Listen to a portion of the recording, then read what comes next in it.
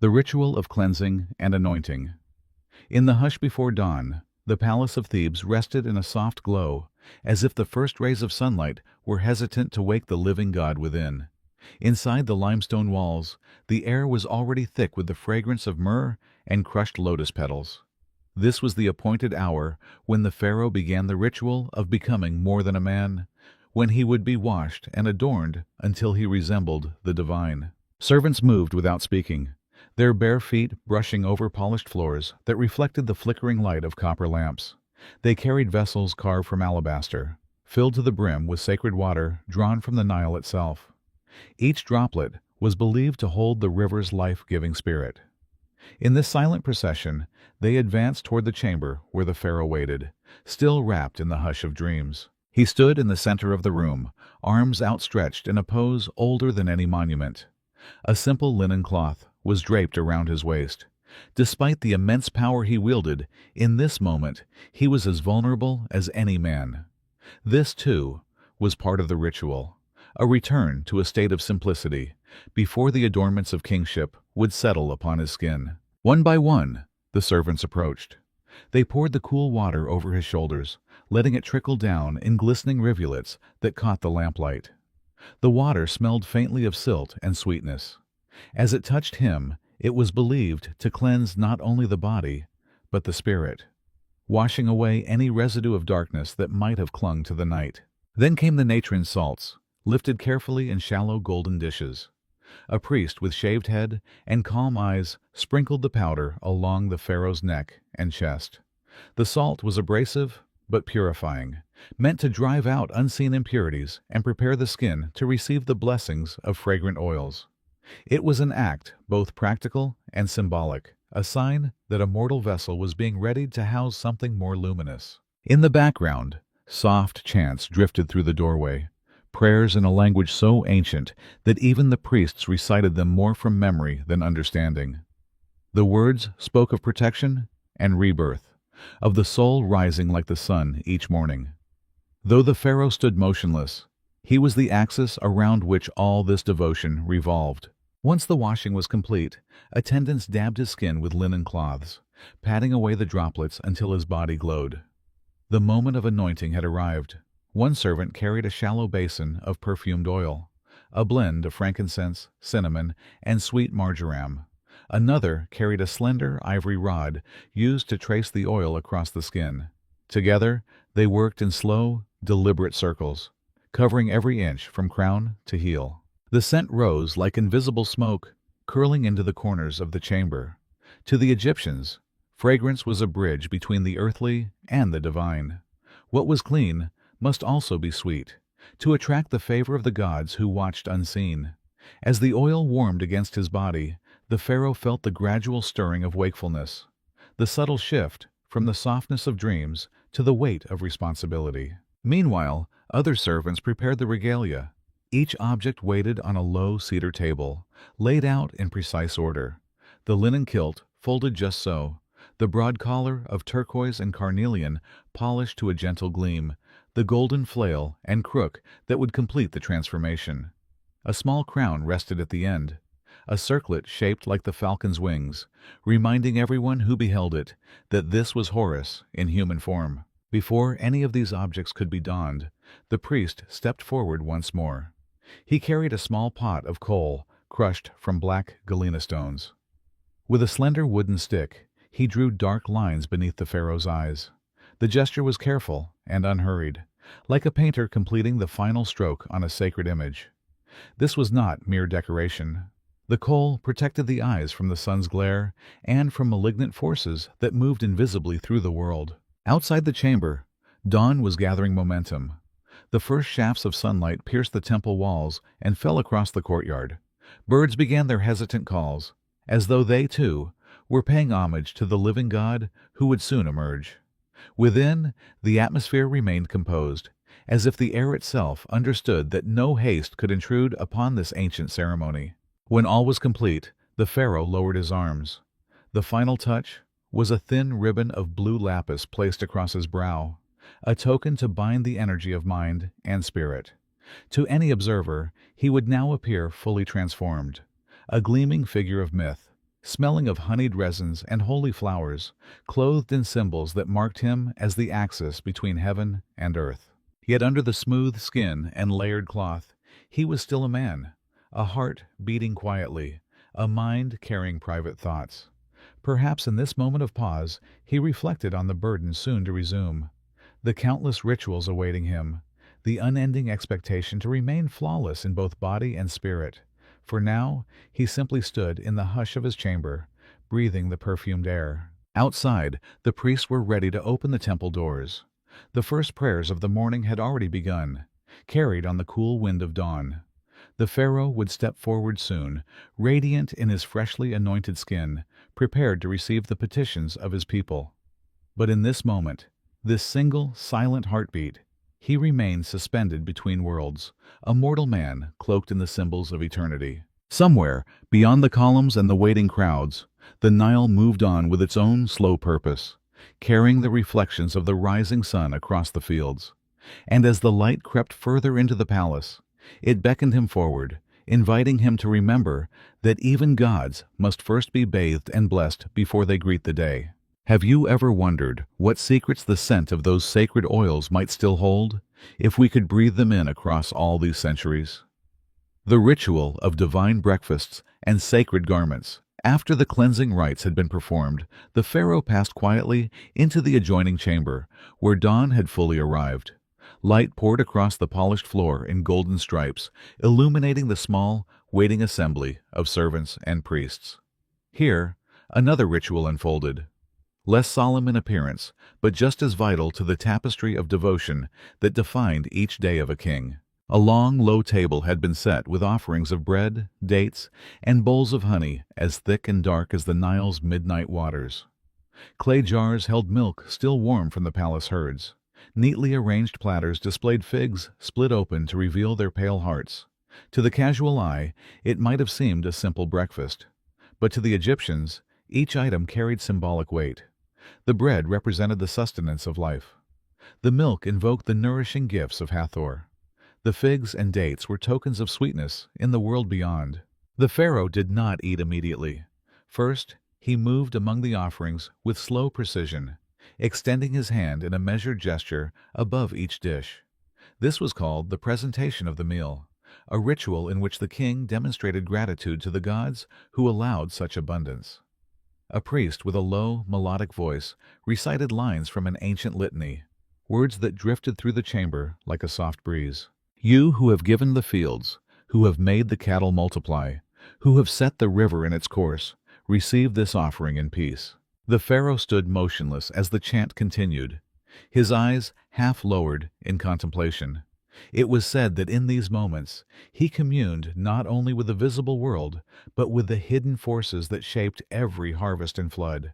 Here, at this humble table, he renewed the covenant between the divine and the mortal, offering thanks in exchange for the favor that kept the kingdom alive. Only after the final phrase faded did he take up a small piece of bread. He broke it slowly, as if marking the boundary between the silence of ritual and the first motion of the day. Each bite was deliberate, a meditation in itself. The taste was unremarkable, plain wheat leavened with the same yeast used by countless bakers, but in the Pharaoh's mouth it became a sacrament, a reminder that even gods must be fed, and that the simplest food could be made holy through intention. When he had eaten enough to satisfy custom, the servants stepped forward once more, this time bearing the garments of kingship. These were not merely clothes, but a carefully layered architecture of symbols. Each piece had been woven, dyed, and embroidered in the palace workshops by hands that never dared to look up from their labor. To touch these garments was a privilege reserved for the few who had been initiated into the sacred rites. The first layer was the linen kilt, crisp and white as a lotus blossom. It was wrapped around the Pharaoh's hips, pleated into a fan of perfect symmetry. Over this came the broad collar, crafted from rows of turquoise, carnelian, and gold beads. As it settled across his shoulders, it seemed to catch the rising light and refract it in tiny, dancing glints. Next was the ceremonial belt, a strip of leather dyed red to symbolize vitality. It was fastened with an ivory clasp engraved with protective symbols, ankhs, eyes, and stylized feathers. The weight of it was not heavy, but it pressed lightly against the pharaoh's ribs, a subtle reminder that life itself was both precious and easily disturbed. The crook and flail were placed in his hands. One represented shepherding, guiding the people with patience and care. The other symbolized the power to punish, to defend the order of Ma'at against the chaos that always pressed in at the kingdom's borders. Even in this quiet chamber, these symbols carried an unspoken warning. To rule was to balance compassion with severity, mercy with resolve. Finally, the crown was lifted from its resting place. Today, it was the Nimmeh's headdress, a striped cloth dyed in alternating bands of indigo and gold. As the servant positioned it carefully on the pharaoh's head, the fabric draped down over his shoulders in soft folds. The uraeus cobra, molded in gleaming gold, rested above his brow, ready to strike at any threat, seen or unseen. For a moment, no one moved. The servants kept their eyes lowered, aware that this was the instant when the transformation became complete. A man had been cleansed, fed, and adorned, and in the eyes of all who would behold him that day, he had become a god walking among mortals. When he finally stepped away from the dressing platform, a hush settled over the room. Even the morning sounds, bird calls beyond the columns, the soft slap of sandals on distant stones, seemed to recede. The air took on the quality of a temple, as if the presence of the divine had thickened it, made it almost visible. Outside the chamber, a group of scribes waited with their writing palettes. They would record the day's decrees, track the flow of grain and cattle, note the names of those granted favors or punished for transgressions. For them, the pharaoh's appearance marked the true beginning of the morning. It was said that when he emerged, the sun itself climbed higher in the sky, acknowledging the one who maintained the order of the cosmos. Yet beneath the layers of linen and jewels, the crook and flail, the golden crown, there remained a quiet truth. The body had been washed, the hunger had been sated, but the spirit, always, was asked to hold more, to bear the knowledge of mortality and the expectation of eternity. Outside, the priests began the slow opening of the temple gates. The great statues watched from their plinths, carved faces serene and unblinking. Soon, the pharaoh would walk among them, offering prayers and incense. But for now, in this quiet hour, he lingered a moment longer beside the table where the remnants of his meal waited. Perhaps he wondered how many mornings remained, how many times he would be washed, anointed, crowned, before he, too, joined the long line of ancestors whose names were whispered in the darkness. Somewhere beyond the city walls, the Nile slipped past, unchanged by any king or crown. It carried its secrets beneath the surface, a silent witness to the passing of dynasties.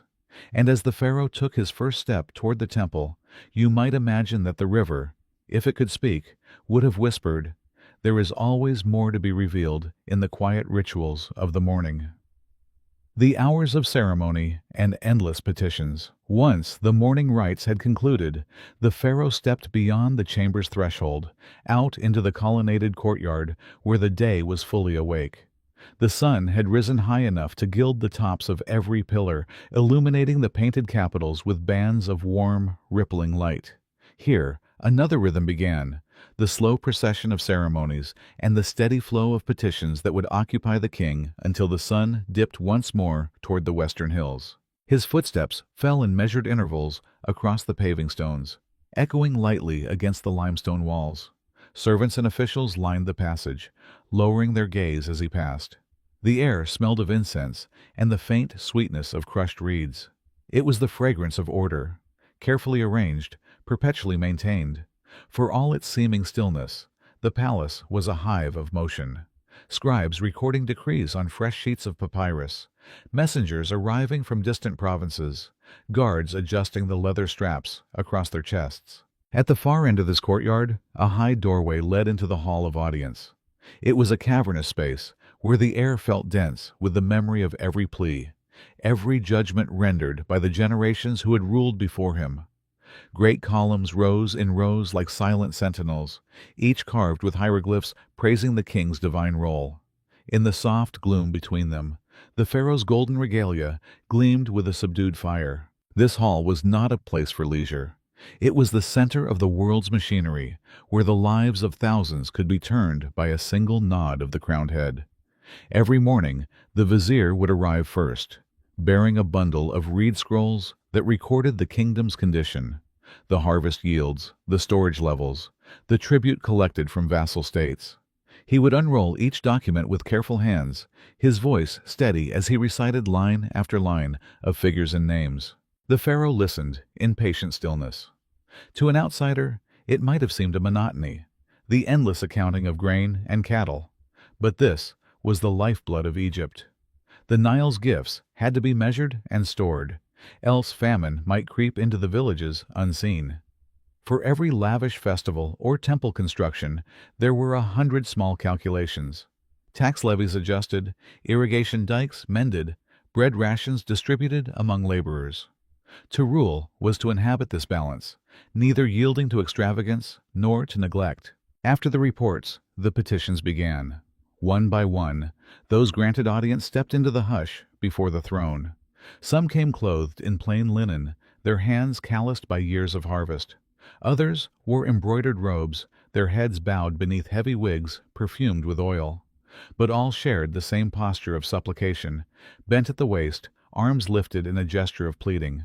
There was the farmer, whose fields had flooded early, leaving the barley shoots drowned in silt.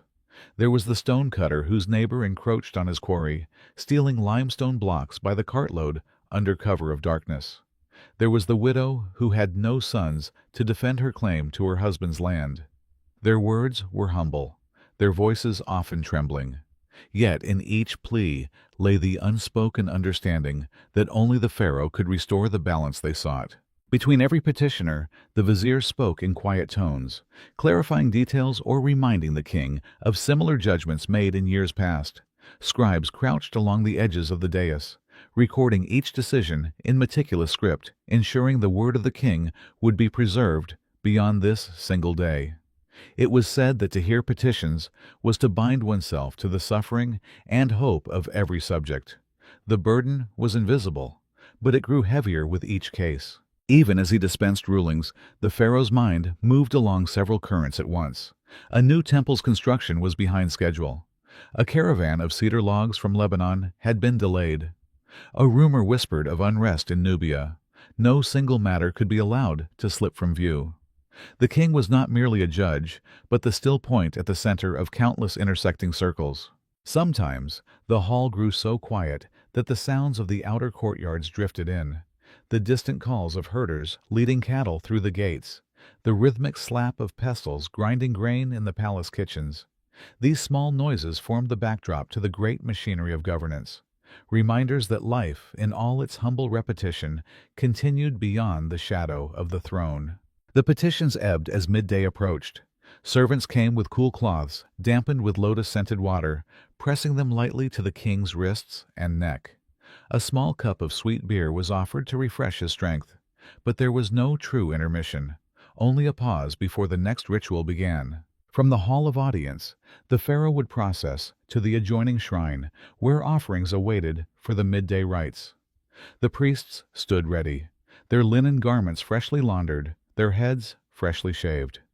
As he approached, they lowered themselves in a gesture of devotion, lifting their hands to the golden statues of the gods that lined the altar.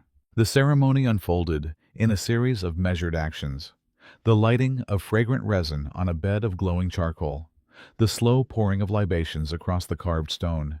Each movement was recorded by the chief scribe, whose reed pen whispered steadily across the papyrus scroll. Here again, the king acted not for himself alone, but for all the land, affirming the covenant that had bound Egypt's people to the unseen powers since the first dawn. Outside, the day ripened toward its peak, the light flattening into sheets of gold across the courtyard paving. But within these halls, time moved according to its own logic, measured in chants and decrees, in the slow advance of sandals across the painted floor. For the pharaoh, there was no easy division between the sacred and the mundane. Every judgment, every ritual, every carefully recited phrase belonged to the same tapestry. And as the final petitioner was led away, and the last offering set alight, he remained in his place a moment longer, the crook and flail resting across his chest. In that hush before the next duty called, you might have seen the briefest flicker in his eyes, something almost like weariness, or perhaps the quiet understanding that even the most exalted life is measured by the same inexorable hours. Somewhere beyond the walls, the Nile would soon begin its slow descent toward evening. But here, in the hall of audience, the king stood alone with his thoughts and the memory of every voice that had come before him, 1,000 small sorrows and hopes entrusted to his keeping. And you may find yourself wondering, how many unrecorded prayers still lingered in that vast chamber, carried on the quiet air, waiting to be heard? The symbolic hunt and the dance of order. When the last petitions had been heard and the midday offerings completed, the palace began to shift in mood. The early heat softened to a golden haze that shimmered in every courtyard.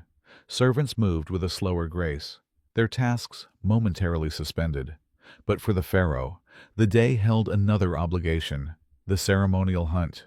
This was not a pursuit for pleasure alone, though there was satisfaction in the chase and the stillness that followed the arrow's release. The hunt was a pageant of cosmic balance, a public declaration that the king remained vigorous, capable of defending the realm against the unseen forces of chaos. To the people, each slain beast was more than game. It was a symbol, a stand-in for every threat that crept beyond Egypt's borders. The preparations began in a shaded arcade where chariots waited in rows. The pharaoh's own chariot gleamed with polished bronze fittings.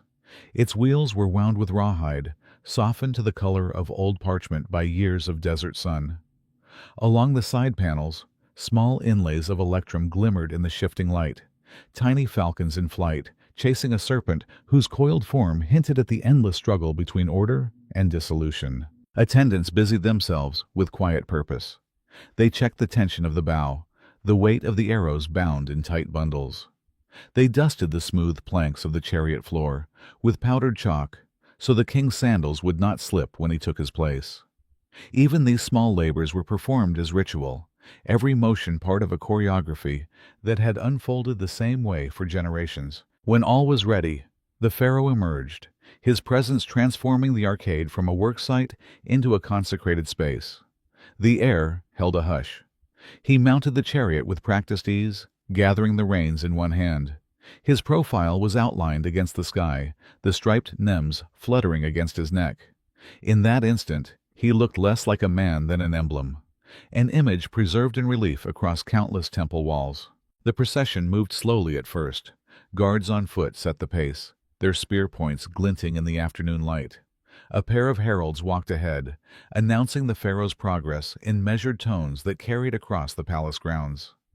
Beyond the gates, crowds had gathered to watch, their faces upturned. Many held small bundles of papyrus flowers, the customary tokens of devotion. As the chariot passed, they lowered their heads, murmuring prayers that blended into a single, flowing hymn. The hunting preserve lay just beyond the city's edge, a wide expanse of reed thickets and sandy flats bounded by low walls.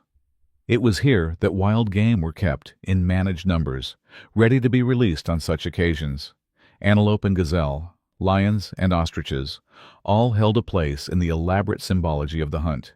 Each creature, in its own way, embodied some fragment of the untamed forces that lay beyond Egypt's cultivated fields. At the preserve's entrance, the pharaoh paused, raising one hand in a gesture that signaled readiness.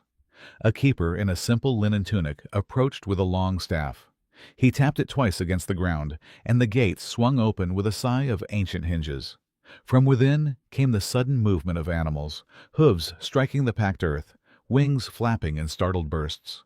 The watchers on the walls fell silent, their collective breath held in anticipation. Then the chariot began to roll forward, gathering speed.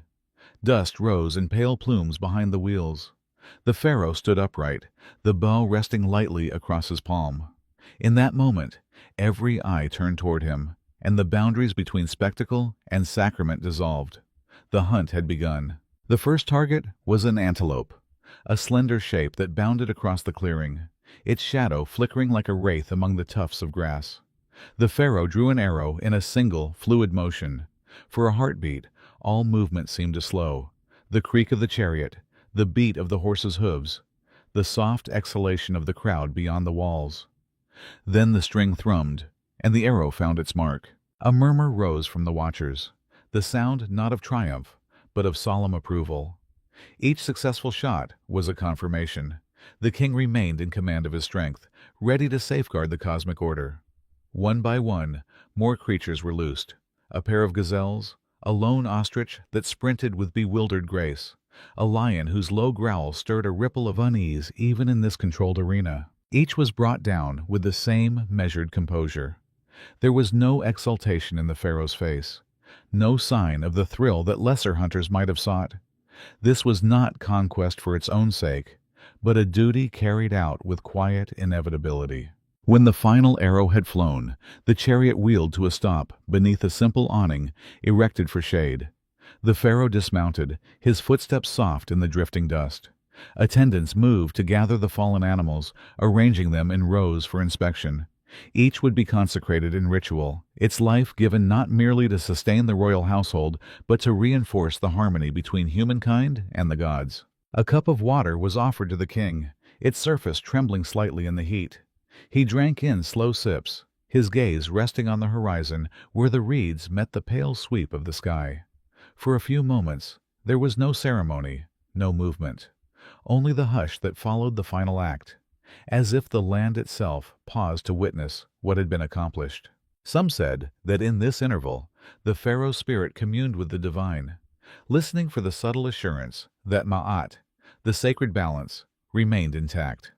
Others believed he was simply taking measure of himself, feeling the quiet fatigue that crept into every limb when duty was fulfilled. When at last he turned away, the sun had begun its slow descent. The light spilled across the preserve in long, slanting beams that caught each blade of grass in a delicate glow. Behind him, the watchers dispersed, their voices hushed, as if they carried something precious away from the spectacle. The pharaoh returned to his chariot, the day's exertion hidden behind the composure that never wavered. Soon he would re-enter the palace and resume the unending cycle of judgment and ritual.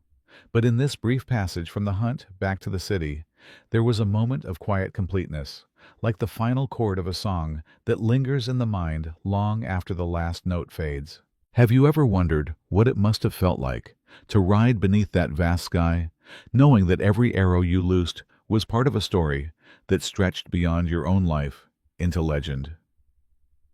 The temple processions and the language of incense. After the hunt had ended and the day drew nearer to its golden midpoint, the pharaoh's return to the palace was marked by a slower, more ceremonial pace. The chariot, so swift in the chase, now moved at a measured roll along the colonnaded avenues that led back into the heart of Thebes. The crowds who had gathered to watch the arrows fly had drifted away to resume their quiet labors. Yet within the palace walls, another audience waited, the priests and attendants who would guide the king into the next of his daily devotions. The temple precincts lay adjacent to the main palace complex. A wide avenue lined with ram-headed sphinxes stretched toward the gates. Their carved faces wore the same patient, ambiguous smile, neither fully benevolent nor truly stern. It was said that in their stone hearts the knowledge of all offerings was kept, as if no grain of incense or splash of libation ever slipped beyond their memory. When the chariot drew to a stop, the pharaoh stepped down and paused beneath a tall lintel. Here, attendants lifted a basin of scented water to his hands. He washed in slow, deliberate motions, letting the droplets fall to the flagstones. This was the threshold where the mortal world yielded to the sacred. Each gesture marked the crossing from earthly concerns to the silent realm where the gods received their due. The temple's interior was cool and dim, a relief after the sun's brilliance.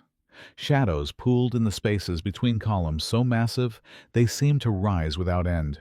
Carvings on every surface told stories older than memory. The birth of the first gods, the triumphs of kings whose names had long since become distant echoes. Yet the rituals enacted here had not changed. The same invocations were spoken, the same offerings set before the same statues. Continuity was itself a kind of worship. The procession advanced in measured steps. At its head, a priest carried a golden censer shaped like a lotus bud, from which pale smoke drifted in translucent threads. The fragrance was rich, frankincense and myrrh, mingled with hints of cedar and storax. It clung to the air like an unseen curtain, softening every outline into something almost dreamlike. Those who inhaled it believed that their senses were momentarily lifted closer to the realm of the divine. Behind the priest walked two attendants carrying small trays, heaped with garlands, beads, and folded linen. These gifts would be laid before the altars as symbols of devotion. The pharaoh came last, his pace neither hurried nor hesitant.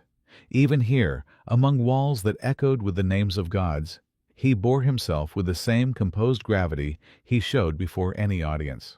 The crook and flail were held lightly across his chest, their presence as much a part of his being as the breath he drew. At the innermost chamber, the procession paused.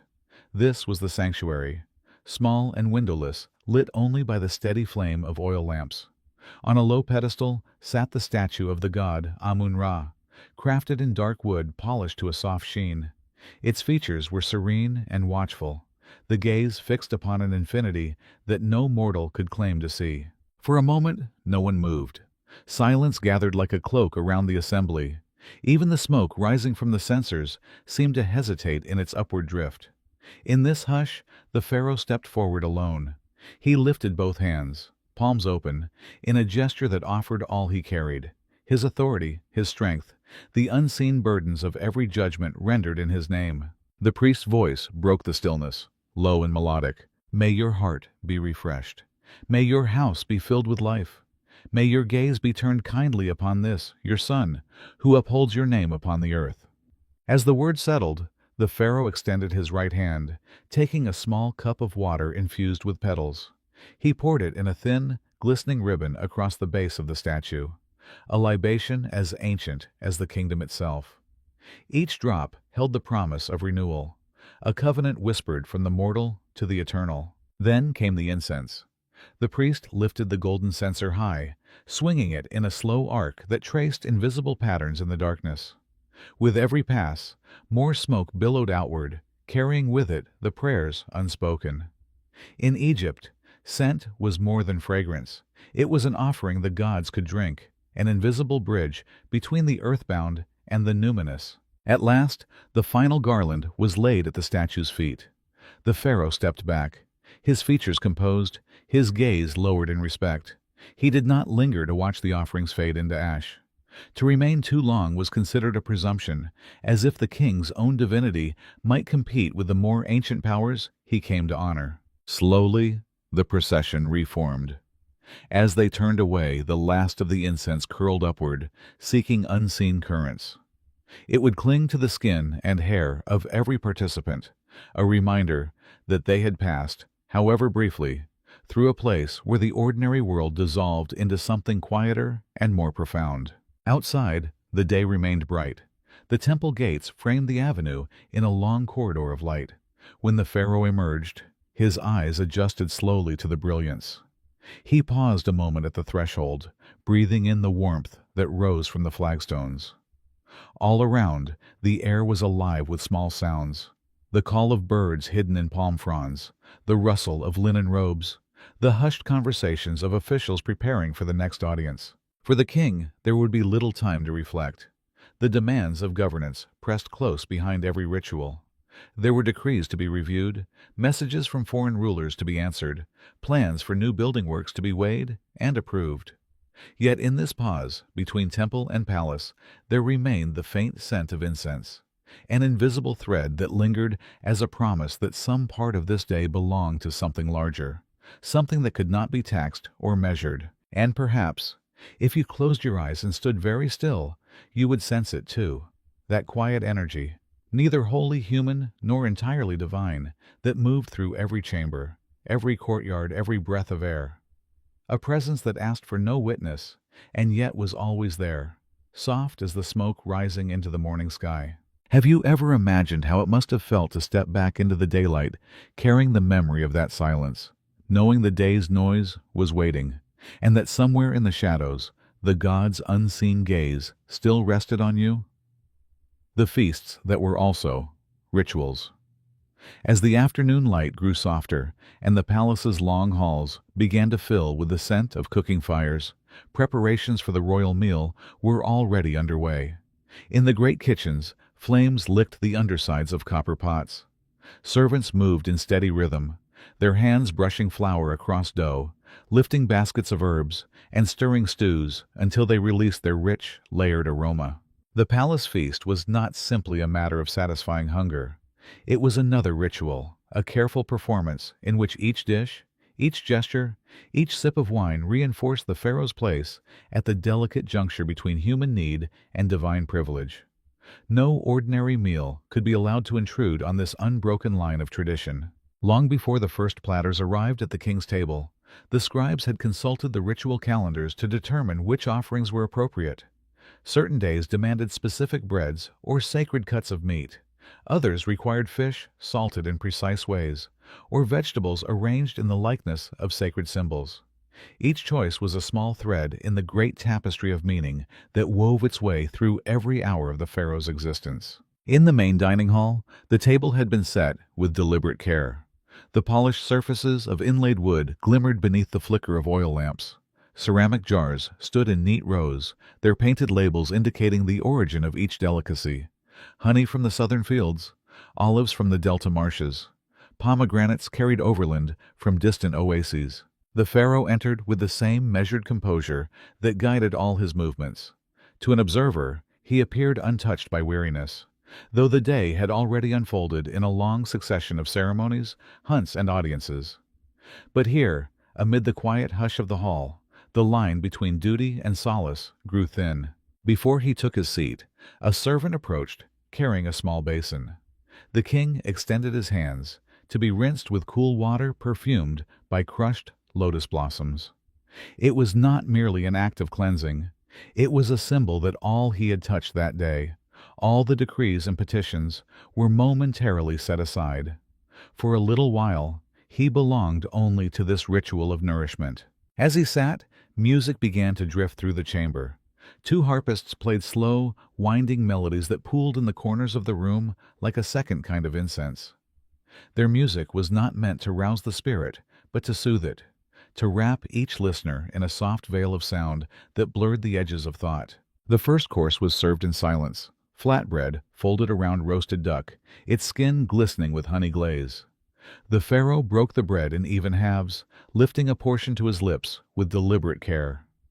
Every movement was watched by the attendants, who lined the walls, each prepared to refill a cup or adjust a cushion without the need for a word. Between the courses, dancers moved across the flagstones, their steps precise and unhurried. They performed not for applause, but for the gods who, it was believed, watched every gesture. In their slow rotations and subtle hand motions, the dancers reenacted the birth of the world, a reminder that every meal was part of a cosmic order that began long before any king drew breath. Later, when the platters of stewed lentils and figs were replaced by bowls of dates and honeyed cakes, the pharaoh paused to sip a cup of sweet beer. The vessel was carved from alabaster, its surface smooth beneath his fingers. He tilted it thoughtfully, watching the lamplight collect in the golden liquid. Perhaps in that quiet interval, his mind drifted beyond the chamber, to the fields along the Nile, where the barley for this brew was cut, to the slow journey by barge that brought it here, to the hands that had shaped the cup itself. Even in the act of eating, the pharaoh's life was never truly private. Every mouthful, every sip, was part of the subtle choreography that declared his divinity and his dependence in equal measure. For though the king was seen as a living god, he still required the same sustenance as any mortal. The difference was not in the need, but in the reverence that surrounded its fulfillment. As twilight deepened beyond the high windows, a final offering was made. A servant brought a small dish of incense pellets, which the pharaoh touched lightly before they were set aflame. The fragrant smoke rose in soft, looping spirals that mingled with the shadows gathering in the rafters. In that mingling lay a quiet promise, that even in so ordinary a moment as a meal, the sacred was never far. The musicians let their final notes drift into silence. The dancers bowed and retreated. The servants moved forward to clear the remnants of the feast, each motion practiced until it seemed effortless. The pharaoh remained seated a little longer, his gaze resting on the darkened doorway, as if listening for a voice no one else could hear. Outside, the night had arrived in full. Beyond the palace walls, the Nile flowed in its endless procession, reflecting the first silver pinpricks of starlight. Somewhere upriver, fishermen guided their small boats between the reeds. A dog barked in the distance. These humble sounds belonged to a world that felt, for a moment, far removed from this chamber, with its polished floors and painted columns. Yet in that distance lay a shared truth. No matter how high a man was elevated, no matter how many titles were inscribed beside his name, he was bound by the same need to eat, to rest, to feel the brief satisfaction of a full belly. Perhaps this was why the rituals of dining were observed with such care. They reminded everyone, the king, his court, his people, that the divine and the mundane were not so easily divided. And as the pharaoh finally rose, his sandals whispering against the stone, you might have imagined the faintest smile crossing his face. A small acknowledgment that for all the weight of crowns and scepters, some comforts remained as simple and essential as the taste of bread and honey. Have you ever wondered how many evenings ended just like this? Lamplight fading, the last breath of incense rising, and whether, in that hush before sleep, even a living God felt the quiet gratitude of being nourished. The crowded quiet of the royal harem. When the last of the meal had been cleared and the musician's soft chords had faded into memory, the pharaoh did not yet retreat to solitude. Another space awaited him, a place both hidden and central to the life of the palace. Beyond a series of carved doors lay the royal harem, an enclosure as carefully regulated as any temple. It was here, in the shaded chambers and perfumed corridors, that the pharaoh's lineage was secured and his private hours unfolded under the watchful gaze of tradition. The harem was not a single hall, but a small world unto itself. A labyrinth of quiet rooms, gardens bounded by high walls, and galleries where pale light filtered through latticed screens. Each space held a different purpose. Rooms for the queen, apartments for the secondary wives, quarters for the children, courtyards for walks in the dawn, and courtyards for offerings at dusk. Even in this cloistered place, no moment was entirely free from ritual. The women of the harem lived in a delicate balance of privilege and constraint. They were surrounded by luxuries, fine linen garments dyed in soft colors, trays heaped with dates and pomegranates, jars of perfumed oil that sweetened the air. Yet every step they took was measured by invisible boundaries. Rank was everything.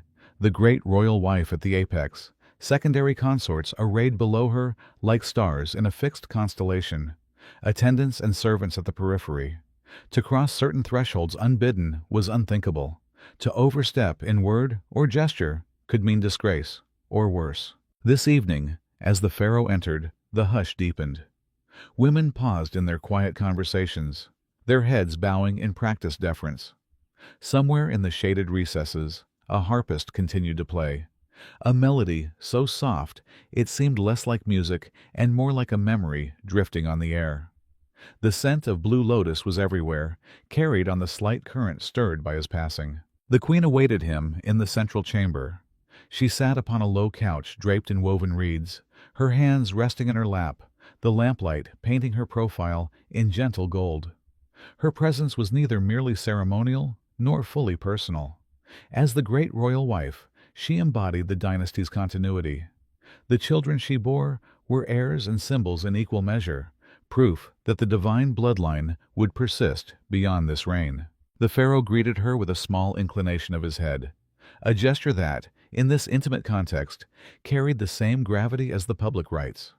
No words were exchanged at first. Silence was its own language here, a sign of mutual understanding that each occupied a role larger than any individual desire. They had learned long ago that in the palace, love could be woven from duty as well as affection. After this pause, the queen lifted her gaze. An attendant stepped forward to place a small silver cup between them, a cordial of date wine, flavored with honey, and a whisper of cinnamon. The pharaoh accepted it without comment. The first sip was an acknowledgment of their shared responsibilities, of the years spent together beneath the same painted ceilings, of the children who slept in nearby chambers, unaware of the weight that rested on their parents' shoulders. Beyond the queen's apartments lay the corridors that led to the rooms of the lesser wives and concubines. Some of these women were daughters of nobles, given in marriage to cement alliances. Others had come from distant lands, gifts from neighboring rulers, their names carefully recorded by scribes, who understood that even in matters of the heart, the kingdom's prosperity was always at stake. It was not unusual for the pharaoh to visit these other chambers, each one a quiet enclave with its own rituals. Lamps glowed behind delicate curtains, and trays of fruit and scented water waited on low tables. The women here would receive him with the same composed reverence. Even in privacy, they never forgot that he was more than a man, that every encounter, every moment of closeness, was also a performance of cosmic order. Sometimes, in the hush that followed such visits, the pharaoh might pause in one of the inner courtyards. There, the night air felt cool against skin still warm from lamplight. The moon would rise over the high walls, laying silver across the tiles. A single palm tree might sway in a breeze, too faint to reach the outer halls. In that quiet hour, he could feel, if only briefly, that the palace itself was breathing around him, a living being whose slow pulse he had inherited. Within the harem, children grew and played under the watchful care of tutors and nurses. Their laughter sometimes drifted into the corridors, a fragile counterpoint to the steady rhythm of ritual and duty. The sons would one day be measured for crowns. The daughters would be pledged to allies, their names recorded in the same neat script that tallied the kingdom's grain and tribute. In this way the cycle turned unbroken: birth, alliance, succession, legacy. Yet amid all these currents, there were moments when the pharaoh was simply a father, a man who might pause at a doorway to watch a child sleep, the rise and fall of a small chest illuminated by the flame of a single lamp. In such instance, the burdens of office receded, replaced by a quieter recognition that for all the titles and prayers, life's most enduring truths were often the simplest ones. As the evening deepened, the harpist's melody grew slower, each note stretching into a hush that filled every corner of the chamber. The queen withdrew to her rooms. The attendants stepped back into the shadows, and the pharaoh remained alone a little longer, his thoughts hidden behind the stillness of his face. Outside, the Nile moved with its unhurried grace, the water reflecting the moon in wavering fragments of silver. Somewhere along its banks, reeds whispered secrets that no scribe would ever record. And here, in the heart of the palace, the living God prepared to set aside his symbols of power, if only for the space of a night. Have you ever imagined how many quiet hours passed behind those carved doors, while the kingdom beyond the walls dreamed on, unaware that even a god-king sometimes needed the solace of a silent room? The dreams of the divine king. When the last voices had faded from the royal harem, the pharaoh's steps turned down a quieter corridor, a passage few ever entered. Here, the ceilings were lower, the walls unadorned, except for a simple painted frieze showing the god Ra sailing across the sky in his golden bark. Each time he walked this way, the pharaoh felt something loosen in his chest, as if the burden of watching eyes lifted for a moment. This was the threshold of his private chamber, where the rituals of day gave way to the slower, stranger rites of night. A pair of guards waited outside, their gaze fixed on the middle distance. They would remain there until dawn, motionless as the painted gods above the door. The pharaoh stepped past them without acknowledgment, accustomed to this silent vigilance. Within, the chamber was neither large nor ostentatious. A bed of carved wood, draped with linen, a small table set with a single lamp, its flame bending in the faint current of air that passed beneath the door. On the far wall stood a niche holding a statuette of Osiris, lord of the underworld. His painted face was calm, the eyes lowered in eternal contemplation. It was said that the hours of sleep were more perilous than any battlefield. In dreams, the soul slipped its earthly bonds, drifting into realms where familiar laws did not hold. Here, the pharaoh's divinity was tested in ways unseen by waking minds. Each night, he crossed the threshold of the Duat, the vast, shadowed landscape that all souls must one day traverse. Before resting, he performed the final rites of the day. He stood before Osiris, lifting a small dish of natron to his lips and touching it to his brow, a token of purification, to guard the spirit during its nocturnal journey. Then he set the dish aside, unfastened the broad collar from his neck, and let it rest beside the lamp. One by one, the symbols of kingship were removed, the rings, the bracelets, the circlet that crowned his brow. At last, he lowered himself onto the bed. In this small act, he became something simpler, a man preparing for sleep, as vulnerable as any who had ever been born. The linen sheets held the faint aroma of lotus oil, a fragrance that seemed to hover on the edge between waking and dreaming. When his eyes closed, the darkness behind them was not empty. It rippled with shapes and colors, visions that might have been memory or prophecy or some mingling of the two. Sometimes he saw the faces of ancestors long dead, kings whose mummified bodies rested in hidden tombs, whose names were still spoken over offerings in distant temples.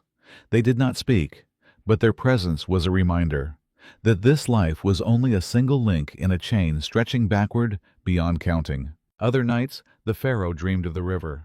The Nile glided past him in silence, its black surface reflecting 1,000 wavering stars.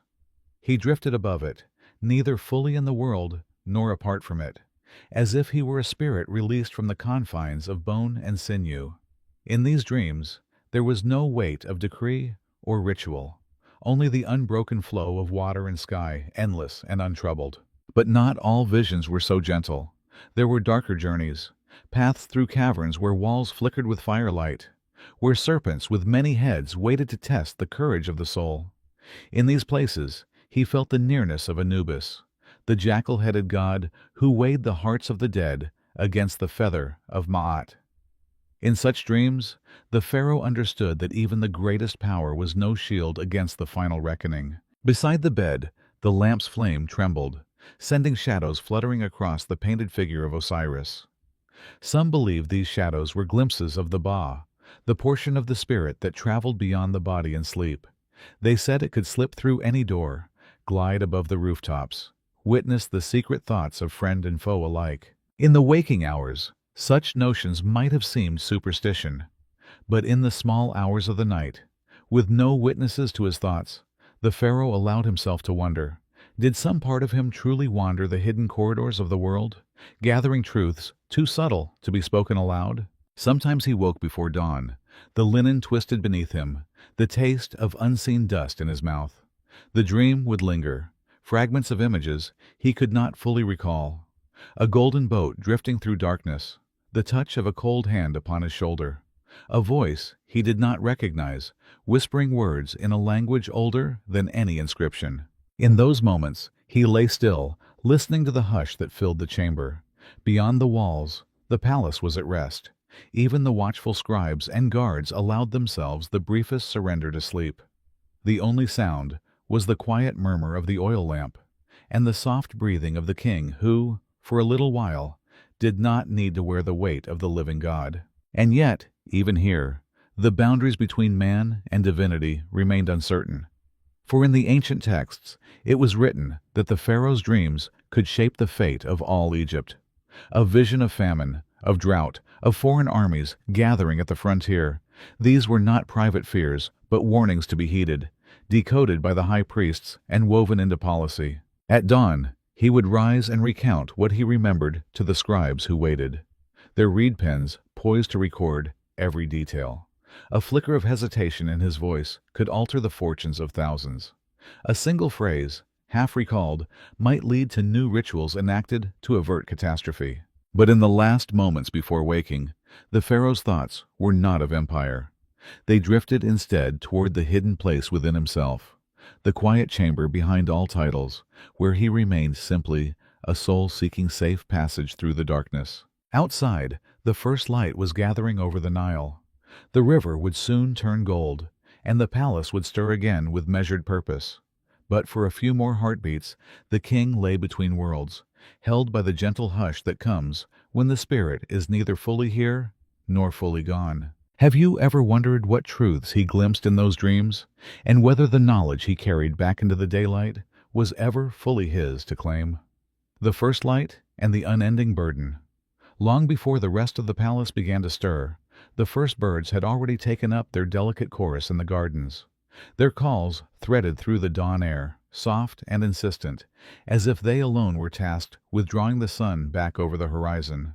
Within the pharaoh's private chamber, the light had grown from a pale glimmer along the floor to a steady wash of amber that touched the foot of the bed. He opened his eyes in silence. There was no abrupt movement, no startled blink. For a moment, he simply lay still, feeling the way his breath moved in and out of his chest. The dreams of the night clung to him in fragments, images without names, sensations that dissolved as soon as he tried to hold them. He let them go, knowing that whatever messages the gods had chosen to send would find their way into waking memory when they were ready. The lamp, left burning through the night, had guttered into a small pool of wax. Its thin smoke drifted upward, carrying the last trace of its vigil into the rafters. Somewhere beyond the walls, the Nile had already begun to shimmer with the promise of day. In that quiet hour before obligation reclaimed him, the pharaoh felt the singular hush that came only with dawn, a hush in which even a god-king could imagine, for the briefest interval, that he was simply a man. Soon, the servants would enter. The cleansing would begin again. The scented water poured over his hands, the natron pressed to his lips, the fresh linen folded across his shoulders. All the symbols would be restored, the crown, the crook, the flail, and with them the unending litany of expectation. Yet for now, the moment was his alone. When he rose, the floor was cool beneath his feet. He crossed the chamber without haste, pausing before the small niche that held the statue of Osiris. The painted eyes regarded him with the same patient stillness as ever. He inclined his head in a wordless greeting. There was no prayer spoken aloud, but in the simple act of acknowledgement, he affirmed the bond that joined his life to every life that had come before, and every life that would follow. Beyond the chamber's threshold, the palace was waking. Footsteps whispered along the stone passages. Servants unlatched tall doors to admit the day's first breath of fresh air. The great pools in the courtyards reflected the changing sky, their surfaces rippling as gardeners drew water for the lilies and papyrus. These small labors were as necessary as any decree, a quiet assurance that while thrones might rise and crumble, the pattern of daily life endured. He walked slowly through the corridors, passing the tall niches where guards stood at attention. None raised their eyes. This, too, was part of the ritual. The king, unseen and unchallenged as he moved through the house that was both his dwelling and his temple. When he reached the antechamber of the baths, the servants bowed low, hands crossed over their chests. The cleansing began in silence. Warm water was poured over his shoulders, tracing a path down his spine and pooling at his feet. The scent of crushed lotus blossoms rose in soft spirals with each rinse. Attendants worked in coordinated quiet, their movements practiced until they seemed as natural as breathing. One lifted a shallow dish of natron, touching it gently to the king's brow. Another combed oil through his hair, their fingertips deft and unhurried. As the layers of sleep fell away, so too did the fragile boundary between the man and the role. With each ritual, the pharaoh re-entered the identity that had been waiting for him since the first light touched the river. This was not an act he performed once, but an unending rebirth, repeated each dawn as the sun returned. When the washing was complete, fresh linen was brought. The fine weave caught the morning's glow, transforming ordinary cloth into something nearly luminous. It was folded around him with the same care given to the wrappings of a mummy, a daily preparation not for burial, but for the living duty of kingship. One by one, the symbols followed. The collar with its polished beads, the leather belt with its ivory clasp, the crook and flail that rested against his forearms in perfect balance. Last came the Neem's headdress, its striped cloth settling into place with the quiet finality of a closing door. In that instant, the transformation was complete. A man who had lain alone in a silent chamber now stood as the living god of Egypt. The servants stepped back, their heads bowed. Beyond the doorway, the vizier waited with the first of the day's scrolls, his face composed, his gaze respectfully lowered. Yet somewhere, in the small chamber the pharaoh had left behind, the echoes of his dreams still drifted among the shadows. The scent of extinguished oil and the soft imprint of his resting form remained as testament that even the most exalted being was, in some hidden measure, vulnerable. He moved into the broader hall where the morning petitions would begin. The columns rose around him like a grove of silent witnesses, their painted capitals catching the first beams of sun. As he walked, the hush of the early hour yielded to the steady murmur of voices, the scribes preparing their records, the messengers rehearsing the words they would soon speak, the priests reciting the low cadences of morning prayers. This was the hour when the machinery of the state began to turn again, powered by 1,000 small acts of faith and labor.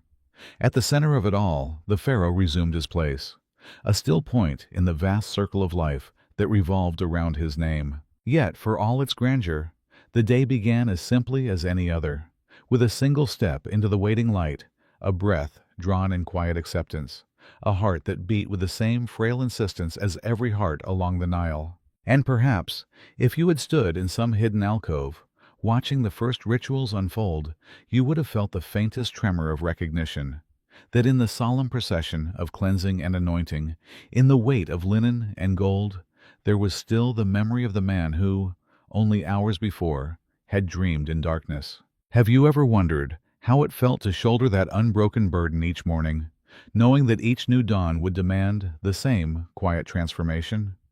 The long hours of judgment. When the first petitions were announced, the great hall filled with the measured shuffle of feet and the low murmur of many voices. The dawn light spread in golden bands across the floor, illuminating the painted images of gods who presided in eternal stillness over the living. As the Pharaoh entered, the chamber fell into a hush so complete it felt as though the world itself had paused to listen.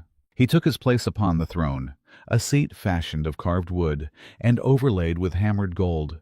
At his feet, a small dais held the reed scrolls that recorded the petitions, reports, and judgments of the day. The vizier stood close by, his hands clasped over the first scroll, his expression composed. In this moment, the machinery of Egypt's governance began to turn, not with fanfare, but with the steady rhythm of an ancient duty. Those who came before the throne did so with the knowledge that their lives might be altered by a single word. They filed past the guards and scribes in slow procession, each pausing to bow so low that their foreheads nearly touched the polished floor. Some were farmers who had traveled for days, their linen garments still dusty from the road. Others were traders with rich cloaks and rings glinting on their fingers. A few were officials themselves, their voices trained to speak with the measured confidence that power bestowed. The Pharaoh listened in silence as each petition was read aloud. Grain disputes along the canal banks, claims of stolen cattle, a quarrel over inheritance that had turned a family against itself.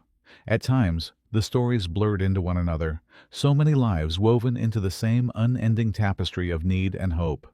Yet he never allowed his gaze to wander. To rule justly required more than the appearance of attentiveness. It demanded the patience to hear every word, even when the heart longed for quiet. Between each petitioner, the vizier offered context, in a voice pitched low enough that it would not carry beyond the dais. The scribes bent over their papyrus sheets, their reed pens whispering in the hush. Every phrase was recorded, every judgment set down in the same precise script that would be copied into the archives when the day was done. In Egypt, the written word outlived the speaker. To rule was to speak with the knowledge that one's decrees might echo across centuries. There was no hour of the day when the hall was empty. When the sun reached its highest point, the attendants brought cups of cool beer and platters of flatbread folded around soft cheese and sweet figs. The Pharaoh ate without leaving his seat, a brief interlude of sustenance that did nothing to alter the steady progress of voices. Even the meal was part of the ritual, a reminder that no need, not even hunger, took precedence over the duty of judgment. As the afternoon lengthened, the light changed. What had been a bright wash across the hall became a series of angled beams, each one shifting slowly as the sun moved west. Dust motes drifted in the shafts of light, rising and falling in the quiet air. From time to time, the Pharaoh lifted his gaze to watch them. It was a small act, unnoticed by most, but in it lay something close to contemplation. an acknowledgement that for all the weight of crowns and symbols, there were still moments when the world felt fragile and beautiful. The hall itself seemed to deepen with each passing hour. The great columns, painted with lotus and papyrus, grew darker as the light receded. The faces of the gods carved along the upper walls emerged more clearly in the dusk, their expressions calm and unchanging. Sometimes, when the petitions touched on matters of life and death, when the question was whether a man would be allowed to keep his land, or whether a thief would pay with his freedom, the pharaoh felt the gravity of those silent witnesses most keenly. It was said that Ma'at, the principle of truth and balance, stood invisibly at the ruler's side during these hours. Her feather was not always visible, but it hovered nonetheless, a reminder that even the greatest authority was bound by something higher. To err in judgment was to tilt the world out of its proper alignment, a danger as real as any army at the gates. The pharaoh carried this knowledge not as a burden he could set aside, but as a part of himself, woven into his very breath. Toward evening, the final petitioners stepped forward. Their voices were quieter, their faces drawn with the fatigue of waiting. In their hands, they held small offerings, baskets of dates, coils of linen, clay jars of oil. These gifts were not payment, but gestures of gratitude, tokens of goodwill offered in the hope that mercy would be shown. The scribes noted each one carefully, their styluses moving in unhurried loops across the papyrus. When the last scroll was read and the last judgment given, the pharaoh remained seated for a moment longer. The hall was nearly dark now, save for the small lamps lit along the base of each column. Shadows pooled at the edges of the room, softening the outlines of everything they touched. Even the voices had fallen away, leaving a hush that felt almost alive. In that quiet, he allowed himself a single breath that belonged only to him. No questions, no answers, no names to remember, only the awareness that, for all its grandeur, the work of ruling was simply the work of listening, of holding the needs of others until they could be set down in words that would shape the future. When he rose, the hall stirred to life again. Scribes gathered their scrolls. Guards shifted their stances. The vizier stepped forward, ready to guide the king to the next obligation. Yet for that brief moment, between rising and turning away, the pharaoh's gaze lingered on the place where the last petitioner had stood, a small patch of worn stone where countless feet had paused in hope or fear. And perhaps, in that final glance, he felt something close to kinship, the quiet understanding that every life was shaped by the same need to be heard, the same wish for compassion. Have you ever imagined how it felt to stand at the center of that hall, the keeper of so many lives, and know that tomorrow the same voices would return, carrying with them the unending story of a kingdom always in need of judgment? The monuments that outlasted their builders. When the final judgments had been given, and the long hall of petitions had emptied into dusk, the pharaoh often turned his thoughts to the places beyond the palace walls, places where stone and labor conspired to make his memory eternal. The temples and tombs that rose along the river were more than monuments. They were a testament to the conviction that what was built in stone might stand against the slow decay of time. Each block, laid upon another, was an act of defiance, a declaration that even mortality could be negotiated, if not defeated. In the cool hour before night fully descended, the pharaoh would sometimes ride out along the avenues that led to these sites. The streets were quieter then. Torches flared in iron brackets, their flames bending in the river wind. Beyond the gates of Thebes, the world stretched wide and hushed. Farmers had returned to their hearths.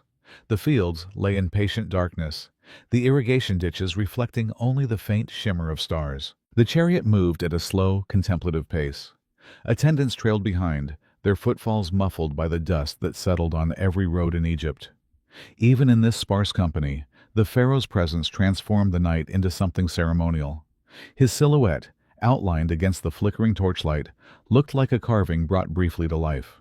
They passed the pylons of Karnak, their massive gateways rising from the earth with the certainty of mountains. The carvings along the pylons told stories of conquest and offering, each figure arranged in deliberate sequence. Some of these scenes showed the king himself, larger than all others, smiting enemies beneath the gaze of approving gods. And yet, in the stillness of evening, the grandeur did not feel boastful. It felt instead like a form of supplication, a plea cast in stone. Remember me when the flesh has turned to dust. Let my name be spoken, that my soul may endure. At the edge of the complex, the chariot halted. The pharaoh dismounted alone, stepping toward the towering columns whose tops vanished into darkness.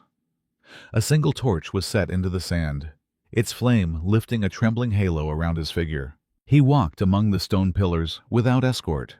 The scent of the warm granite mingled with the faint sweetness of night-blooming flowers that crept across the temple courts. Here, where no voice dared to rise above a whisper, he could feel the nearness of those who had come before, their names etched in cartouches along the walls, their likenesses carefully painted in ochre and lapis, kings who had dreamed of the same endurance, the same escape from oblivion. The greatest of them had left behind tombs that burrowed deep into the cliffs. Each chamber was carved with passages of the Book of the Dead, a guide for the soul's journey beyond the horizon of life. On those walls, the pharaoh could trace the images that would one day accompany his own spirit: the weighing of the heart against the feather of truth, the barge of Ra crossing the midnight sky, the goddess Nut arched protectively over the earth. It was said that when a name was spoken aloud, the person it belonged to lived again, if only in that breath. This belief was woven into every block of stone, every chisel stroke. Immortality was not only a promise of the gods, it was the work of human hands, repeating the same names, building the same monuments, generation after generation. As he moved deeper into the hypostyle hall, the air cooled, settling on his skin like the touch of water. The darkness between the columns seemed almost alive, a presence that observed rather than merely enclosed. He paused beneath a carving of Horus, the falcon-headed god, whose gaze met his with unblinking calm. In that moment, it was possible to imagine that this place belonged not to the living, but to the countless spirits who drifted through it unseen. The columns were not only supports for the roof, but pillars of memory, holding up the sky of a world that believed nothing was ever truly lost. When he turned back toward the torchlight, the chariot was waiting where he had left it. The attendant stood in silence, hands folded. No words were exchanged as he approached. The hush was complete, as if to speak would be to break the spell of this brief communion with the past. He climbed once more into the chariot. The reins lay slack in his hands, but the horses moved without urging, retracing the path toward the city. Behind them, the pylons loomed against the stars, each carved figure now a silhouette that might have been mistaken for a shadow. As they entered the outskirts of Thebes, the first sounds of evening life met them, the soft laughter of women carrying baskets home, the distant bark of dogs along the alleys. These humble noises felt almost jarring after the vast stillness of the temples. Yet they, too, were part of the same unbroken pattern, the same continuum of living and dying, of building and remembering. Within the palace gates, torches flared along the portico. Servants emerged to take the reins, their faces lowered in deference. The pharaoh dismounted with the same measured composure he had shown all day. The symbols of power would soon be set aside again. The hour approached when he would withdraw into the privacy of the harem, the chamber, the dreams. But for a little while, he remained on the threshold, his gaze turned back the way he had come. Perhaps he was thinking of the columns that rose against the darkness, or the names inscribed there, names that had outlasted the hands which carved them. And perhaps he wondered, as every ruler must, whether the monuments would truly hold his memory when the voice that commanded them was silenced. Have you ever stood before ancient stone and felt that same question echo in your thoughts? Whether anything we create can truly endure the slow drift of time? The endless procession of the sun. Night receded in the same quiet way it arrived, gradually and without fanfare. In the darkness before dawn, the pharaoh's attendants moved with lanterns cupped in their palms, casting long shadows across the stone floors. The air was cool and smelled faintly of damp reeds and the ash of last evening's lamps. This was the hour of preparation, when the temple priests began their own rites to greet the coming sun. In their hidden sanctuaries, they recited prayers first spoken thousands of years before, words that petitioned Ra to rise again and light the world. Though the rituals belonged to the priests, Their outcome was credited to the king. The pharaoh was not simply a witness to the sun's rebirth. He was the reason it climbed over the horizon at all. Outside, the darkness softened to a deep blue. The first birds stirred in the palace gardens, their small bodies hidden in the papyrus thickets and acacia trees. A breeze came up from the river, carrying the faint sweetness of water plants and the cold, mineral tang of wet earth. In his private chamber, the pharaoh rose from his bed with the same measured composure he showed in all things.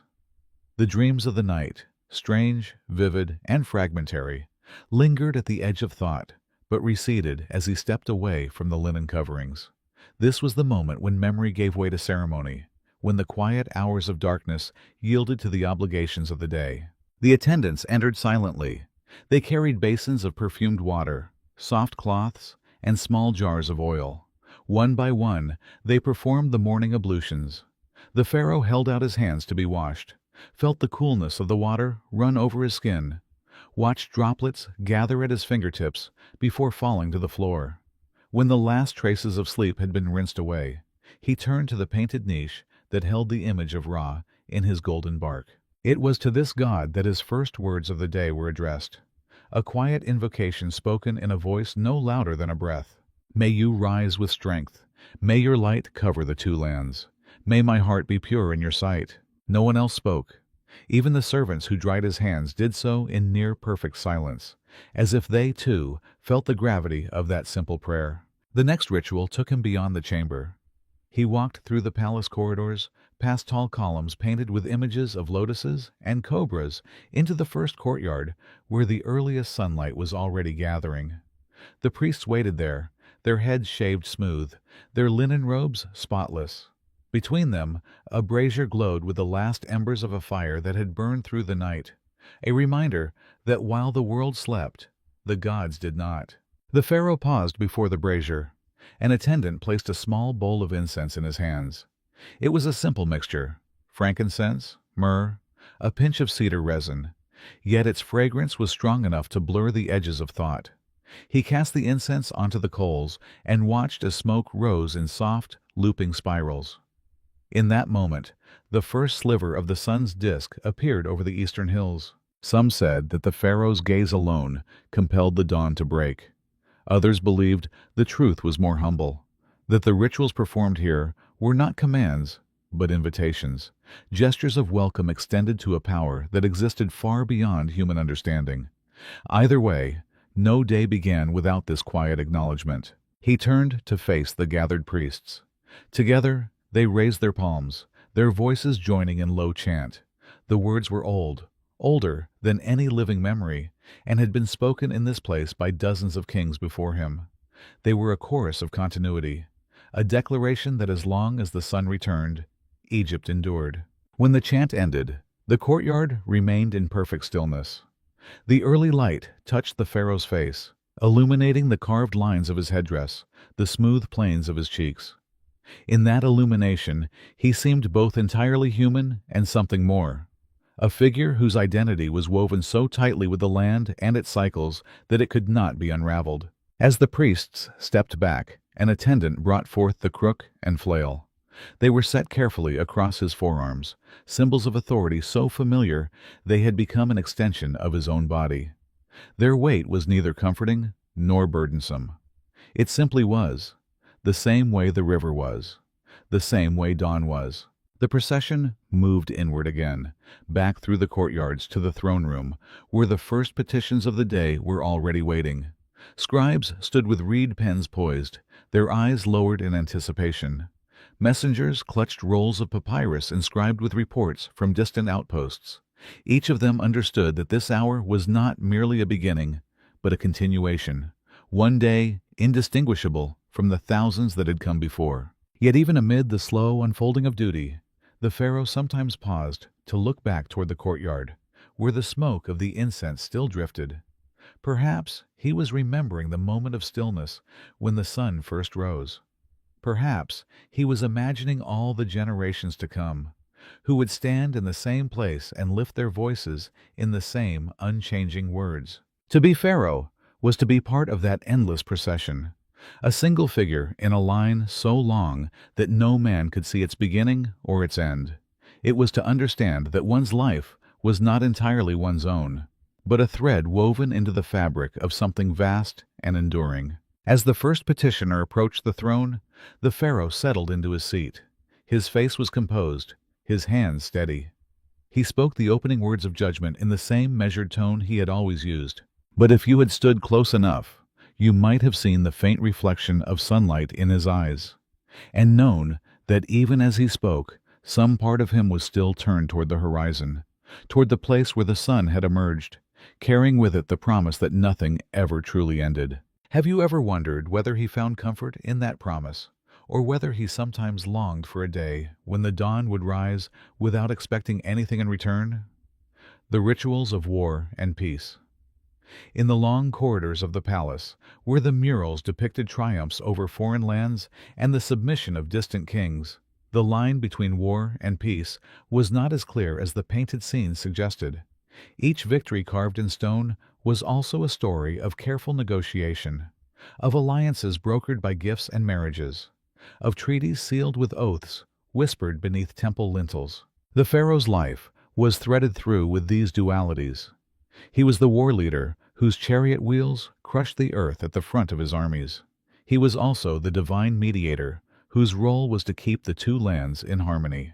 In the same day, he might receive emissaries bearing tribute and hear reports of skirmishes along the borders. Both tasks carried the same solemn weight, for both determined the kingdom's fate. This morning, the throne room was set for diplomacy. The walls were hung with woven banners, each bearing symbols of the gods who protected Egypt: Horus the falcon, Wadjet the cobra, Ra the golden disk. Along the floor, mats had been arranged for foreign envoys to kneel upon. The air was heavy with the scent of cedar resin and unburnt incense, a perfume meant to sanctify the chamber, so that any word spoken here would carry the weight of truth. The first envoys entered with measured steps, their faces composed in the practiced neutrality of professional negotiators. They came from Cush and Canaan, from the Libyan coast and the islands beyond the delta. Each bore gifts: lapis lazuli wrapped in linen, ivory scepters, small jars of myrrh sealed with wax. The scribes recorded every offering with the same meticulous care they used for tax rolls. Nothing was too small to be inscribed into memory. Seated upon his throne, the pharaoh acknowledged each envoy with a measured nod. His face gave no hint of favor or irritation. To all appearances, he was the same unchanging figure they had encountered in countless mural scenes, a god in human form removed from the ordinary tempers of men. Yet behind the stillness lay a mind as watchful as any general's. Every gift, every carefully worded greeting was weighed and measured, sifted for intention and hidden motive. Between the formal presentations, the vizier stepped forward to murmur the contents of dispatches sent from the frontier. Reports of restive garrisons, rumors that rival kingdoms were forging alliances of their own. No day passed without some new whisper of unrest. And so the pharaoh sat, listening, absorbing, never allowing the slight lift of an eyebrow or a tightening of the mouth to betray what he thought. When the last tribute had been laid at his feet, he rose, not abruptly, but with the same calm composure that marked every action. The courtiers fell silent. The envoys lowered their heads. In that hush, the king's voice carried clearly, though it was scarcely louder than a conversation between friends. His words were few: a blessing upon the offerings, a promise that the bonds between their lands would be preserved. To those beyond the walls, it might have seemed an easy concession, a show of magnanimity that cost nothing. But in truth, every promise given here would ripple outward through months and years, shaping decisions made far beyond the palace. After the envoys were dismissed, the pharaoh remained standing a moment longer. His gaze drifted to the murals along the upper walls, where the figures of past kings were shown smiting enemies beneath the watchful eyes of the gods. He knew well that these images were only part of the truth.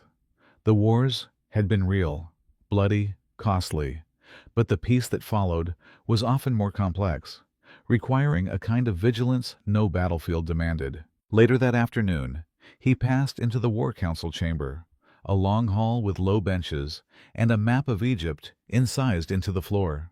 Here, commanders waited in a hush, broken only by the occasional clink of bronze armor. Clay models of fortresses stood in neat rows beside small jars of colored pebbles used to mark troop movements. The vizier began their reports without preamble. Grain convoys threatened by raiders. A fortress in the south needing repair before the floods returned. Rumors of mercenaries offering their services to the highest bidder. One by one, the concerns were laid before the king, as unembellished as offerings at an altar. He listened with the same measured stillness. From time to time, he asked a single question, never hurried, never raised an alarm. The commanders answered in low voices. Each knew that any outburst, any sign of haste, would be a failure of discipline. To serve the pharaoh was to mirror his composure, to meet the unknown with the same unshaken calm. In the center of the chamber, the map glimmered with colored pebbles. Green for allies, red for enemies, black for garrisons that had gone silent. A casual observer might have thought it a game, but the pharaoh knew that each token represented lives, thousands of them, whose fate could be sealed by a single decision. When the council ended, no verdict was spoken aloud. The king inclined his head, and the commanders rose in silence to depart. Their footsteps faded down the hall, leaving the pharaoh alone beside the map. In the quiet, he reached down and moved a single black pebble half a span northward. A small gesture, almost invisible, yet one that would send messengers riding through the night and soldiers rising before dawn. He straightened, his expression unchanged. The symbols of rule, the crook, the flail, the golden circlet, were set aside for the evening. But the burden of vigilance remained. Even in the stillness of his private chamber, even in the hush before sleep, he carried the knowledge that the kingdom's peace was never fully secured. Beyond the palace walls, the sun was sliding toward the horizon. The Nile caught its last light, turning the slow water to molten gold. Farmers returned to their villages. Children chased each other along the embankments. And high above them all, the stone faces of the temple gods watched with their unblinking gaze. Have you ever wondered if the pharaoh, alone in the twilight, wished that peace could be as easily commanded as the rising of the sun? Or whether he understood that to rule was to walk forever along the narrow path between war and peace, never certain which lay around the next bend? The offerings to the invisible gods. As twilight deepened over the palace, the Nile darkened to a smooth band of shadow. Lanterns were lit along the terraces, their flames flickering in the night breeze. The hush that fell over the city was not the stillness of sleep, but something more expectant, a quiet that waited for the ancient rites to unfold. This was the hour when the pharaoh withdrew into the sanctuary of the temple to make the final offerings of the day. He did not go alone. Priests walked before and behind him, carrying trays heaped with flowers and incense, jars of honey and beer, small loaves baked in sacred shapes. All these things were needed to feed the invisible presences who dwelled within the temple walls. To an outsider, the ritual might have looked like simple repetition, gestures performed without thought, words recited without feeling. But within the polished stillness of the great hall, each movement was invested with an almost painful care.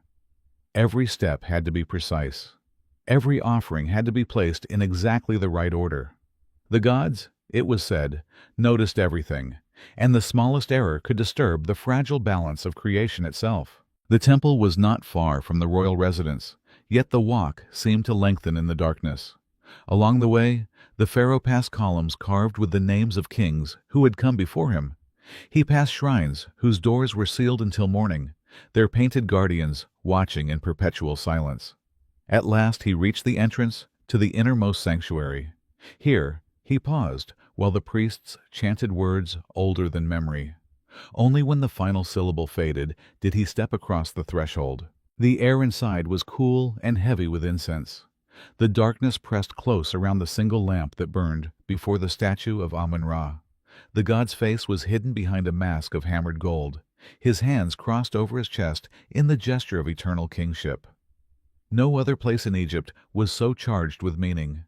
This was the chamber where the mortal and the divine touched, a space where the Pharaoh stood alone before the power that underlay all things. He set the first offering on a small altar, a loaf of barley bread shaped like the hieroglyph for life. The gesture was simple, but as he withdrew his hand, he felt the same subtle tremor that always came in this place. It was as if the air itself recognized him, as if the darkness gathered a little closer to hear what he would ask. The priests moved in slow procession around him, their voices rising in a chant that traced the god's many names: the Hidden One, the Shining One, the Father of Fathers. Each name was an invocation, a reminder that no single word could capture the mystery of the divine. To speak them all was to acknowledge how little even the Pharaoh understood of the powers he served. When the chant ended, the hush returned, deeper than before. He took the cup of wine from the attendant's hands and lifted it to the god's hidden face. In the lamplight, the dark liquid gleamed like a promise. A prayer unspoken, but understood, passed through him, as soft and steady as a heartbeat. Let the floods come as they should. Let the fields grow rich. Let my people have enough. And if the time comes when I must leave this life, let my soul find the place of peace among the stars. He poured a small libation onto the stones, then set the cup aside. The scent of warm wine mingled with the resin and the sweet decay of old offerings. To some, it might have seemed a strange thing to stand in such darkness, offering gifts to a god who never replied. But the Pharaoh had long accepted that silence did not mean absence. The gods were present precisely because they did not speak. The final gesture was the lighting of fresh incense. A priest stepped forward with a small brazier, holding it steady, while the Pharaoh dropped the grains of resin onto the coals. Smoke rose at once, blue and curling, drifting upward in a slow, deliberate dance. In that rising column, he imagined he could see the shape of things beyond sight, an unseen architecture of order and meaning that held the world in its careful embrace. He remained for a moment longer, watching the last of the smoke dissolve into the shadows overhead. In that dim space, time felt as though it had thinned to nothing. There was no past or future, no separation between himself and the countless rulers who had knelt here before.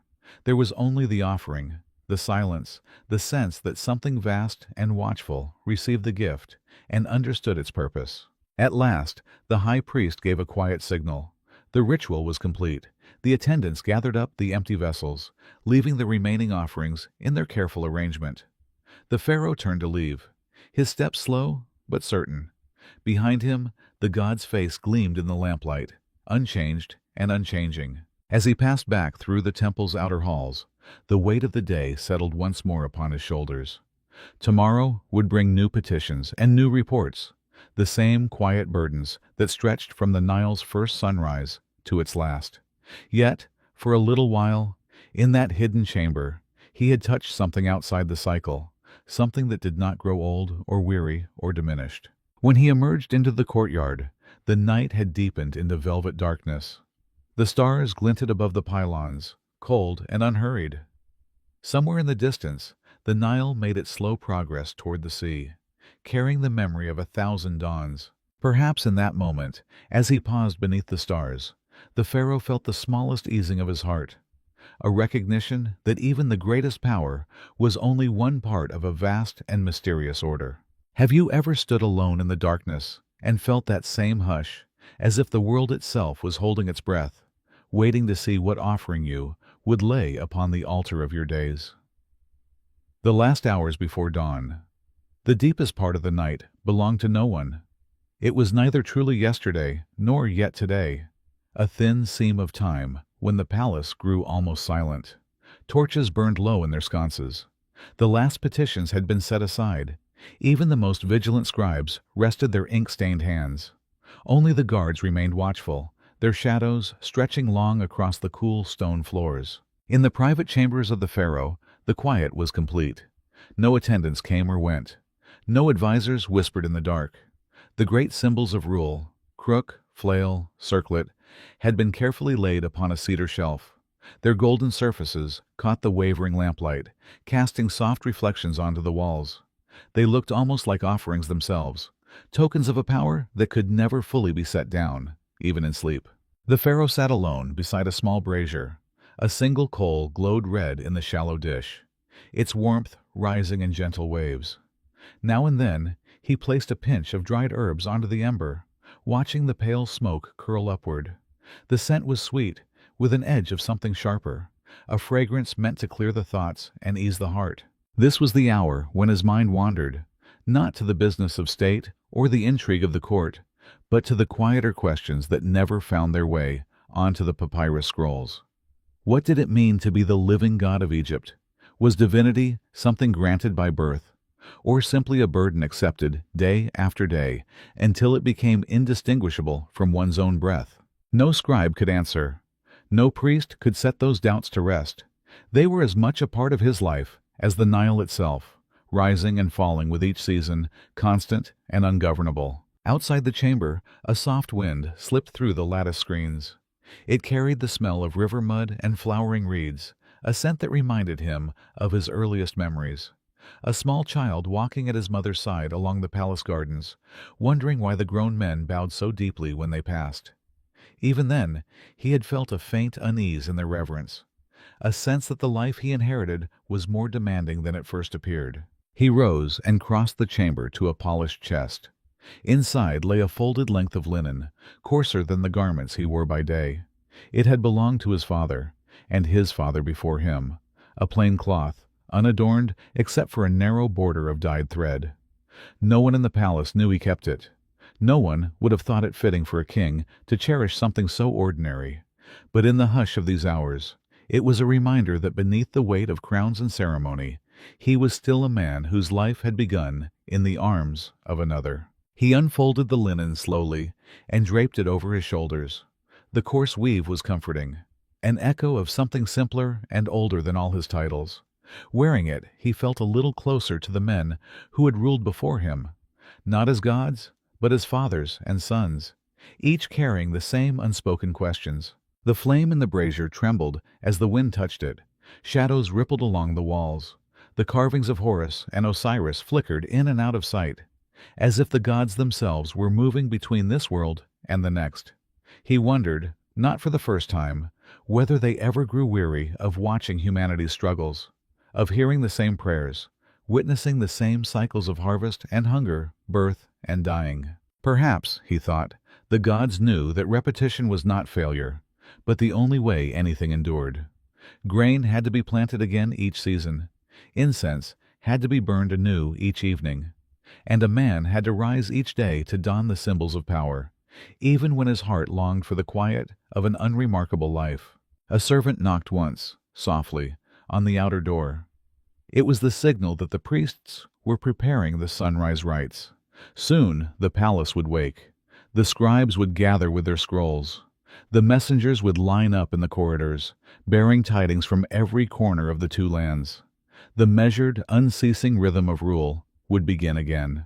The pharaoh set aside the linen, folding it carefully and returning it to the chest.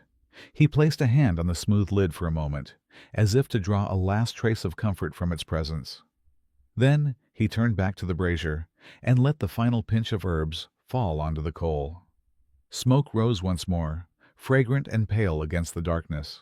When he stepped into the corridor, the torchlight caught the edges of his face, revealing no hint of the thoughts he had carried through the night.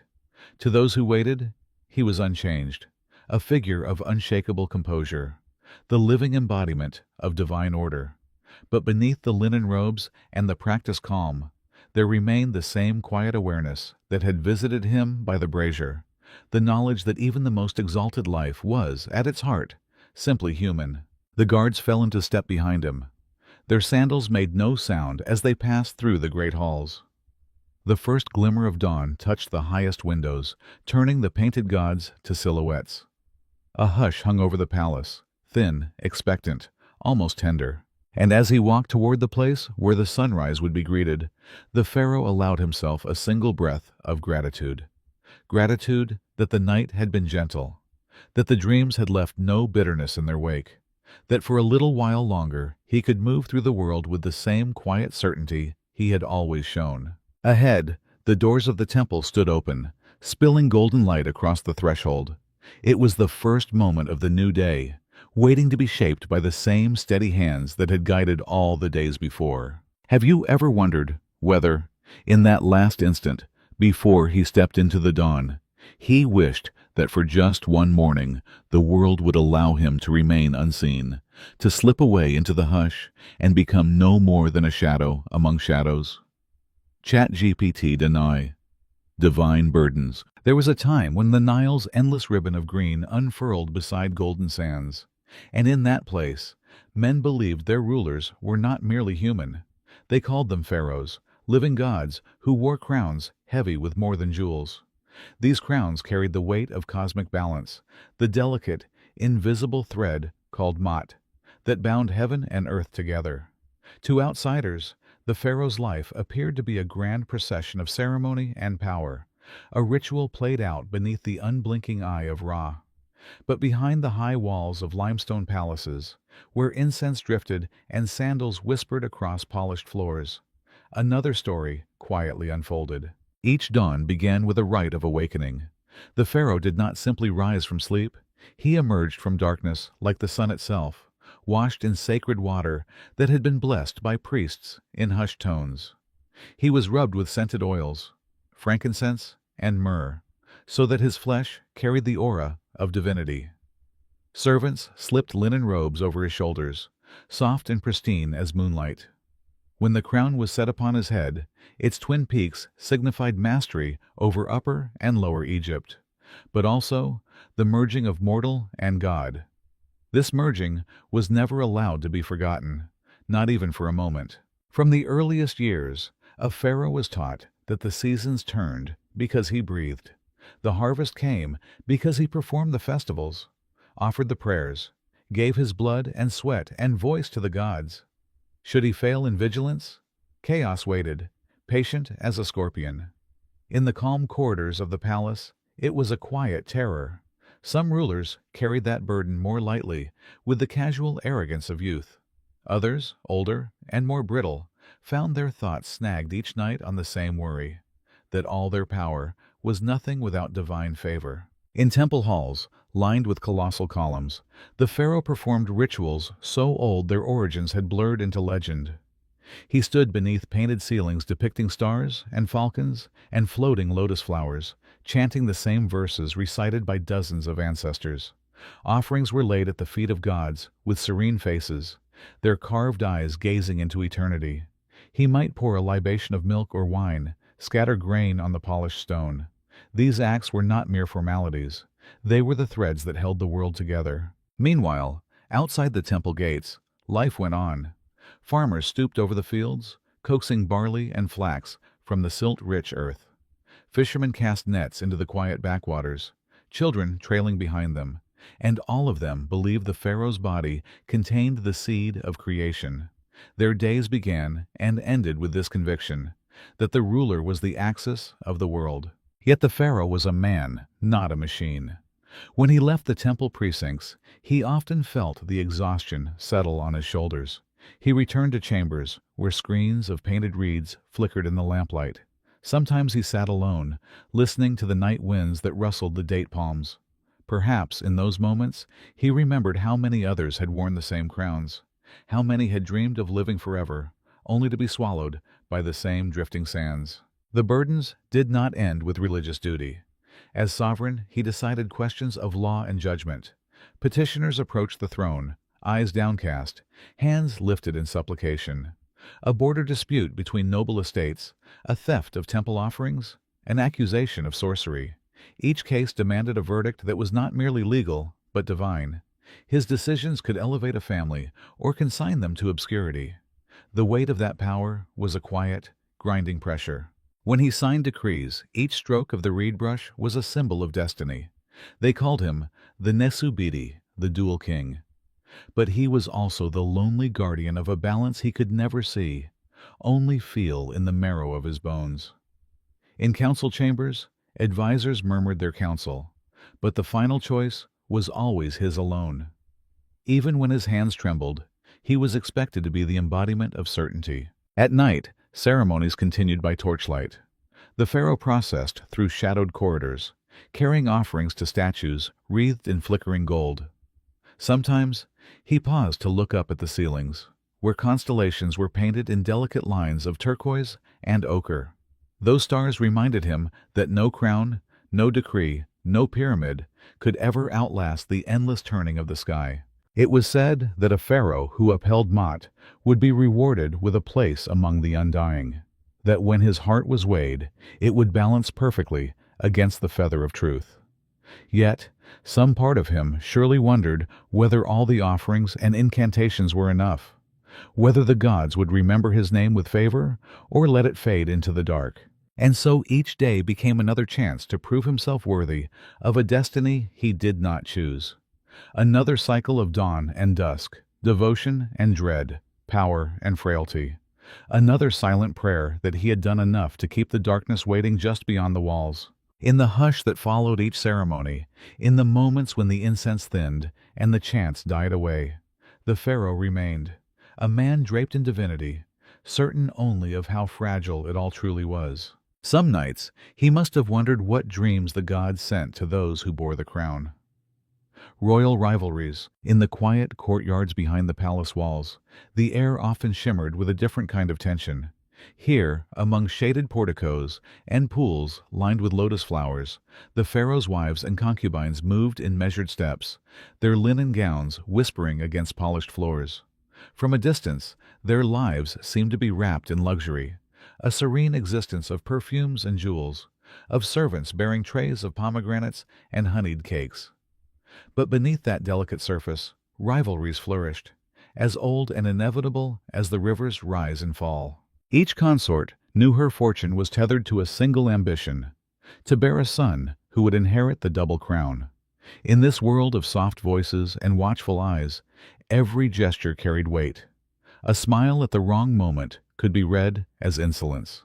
A quiet conversation might be the seed of a plot. Some of these women had arrived as diplomatic brides, sent from foreign courts to seal alliances. Others were daughters of Egyptian nobility, offered to the pharaoh as tokens of loyalty. Yet, whatever their origins, all shared the same quiet hunger for influence. The great royal wife, first among the king's women, wielded a power that could shape the future of the entire realm. Her children were closest to the throne, and her presence was enshrined in temple carvings alongside the pharaoh himself. But even she was not immune to the undercurrents of envy. In the hush of the harem apartments, alliances formed and dissolved like patterns in the sand. Every pregnancy was a shift in the delicate balance, every birth a new claim to the crown. In the reign of Ramses II, whose monuments still stand like silent sentinels in the desert, these rivalries reached legendary proportions. His chief wife, Nefertari, was famed not only for her beauty, but for her influence. In reliefs carved in golden stone, she appeared almost equal beside her husband, her image serene and eternal. Yet even Nefertari's place was not beyond challenge. Ramses took other wives, women whose ambitions flickered behind downcast eyes.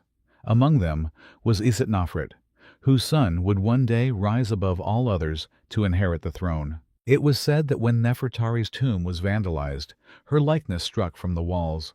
1,000 whispers followed. Some believed it was the work of Nofret's allies, an attempt to erase the queen's memory and clear the path for her rival's son. No one could prove such accusations. In the world of royal women, evidence was as fleeting as smoke. Yet the damage remained, a quiet testimony to the lengths a mother might go to secure her child's destiny. Farther back in time, in the reigns of the earliest dynasties, rivalries could be even more brutal. Sons born to different queens often grew up as uneasy brothers, each aware that only one would inherit the crook and flail. When an aging pharaoh neared death, the palace became a place of silent calculation. Servants observed which sons were summoned, which advisors attended. Those who guessed wrongly might lose everything: position, wealth, even life itself. In some reigns, rivalries boiled over into open violence. There were corridors where a boy prince might be smothered in the dark, or a queen's attendants poisoned with wine. Yet more often, power shifted in softer ways, in whispered accusations, in alliances struck behind lacquered screens, in the subtle withdrawal of favor. These intrigues rarely left a trace in the official records, but they lingered in the stories passed from one generation to the next. Even the seemingly invincible Cleopatra knew such rivalries well. As the last ruler of the Ptolemaic dynasty, she faced enemies not only among Rome's legions, but within her own family. She had her sister Arsinoe executed after a public triumph in Rome. In that act, she revealed what many had long understood, that in the royal household, kinship was a fragile veil stretched over ambition, and so it was across centuries. In the shaded gardens and hidden chambers, rival queens and consorts vied to place their sons nearest the throne. Their strategies were not always born of malice. In their world, to lose influence was to risk oblivion. To bear the king's heir was to secure not just a future for a child, but survival for themselves. Sometimes, on evenings when the palace quieted and the river glimmered under a waxing moon, these women must have felt the weight of it, the knowledge that their hopes were built on foundations as delicate as the painted tiles beneath their feet. And in the hush before dawn, they perhaps wondered whose son would stand in the light of coronation, and whose name would be left to vanish in the drifting sand. Incestuous marriages. There were stories whispered along the Nile that the blood of the Pharaohs was not like other men's.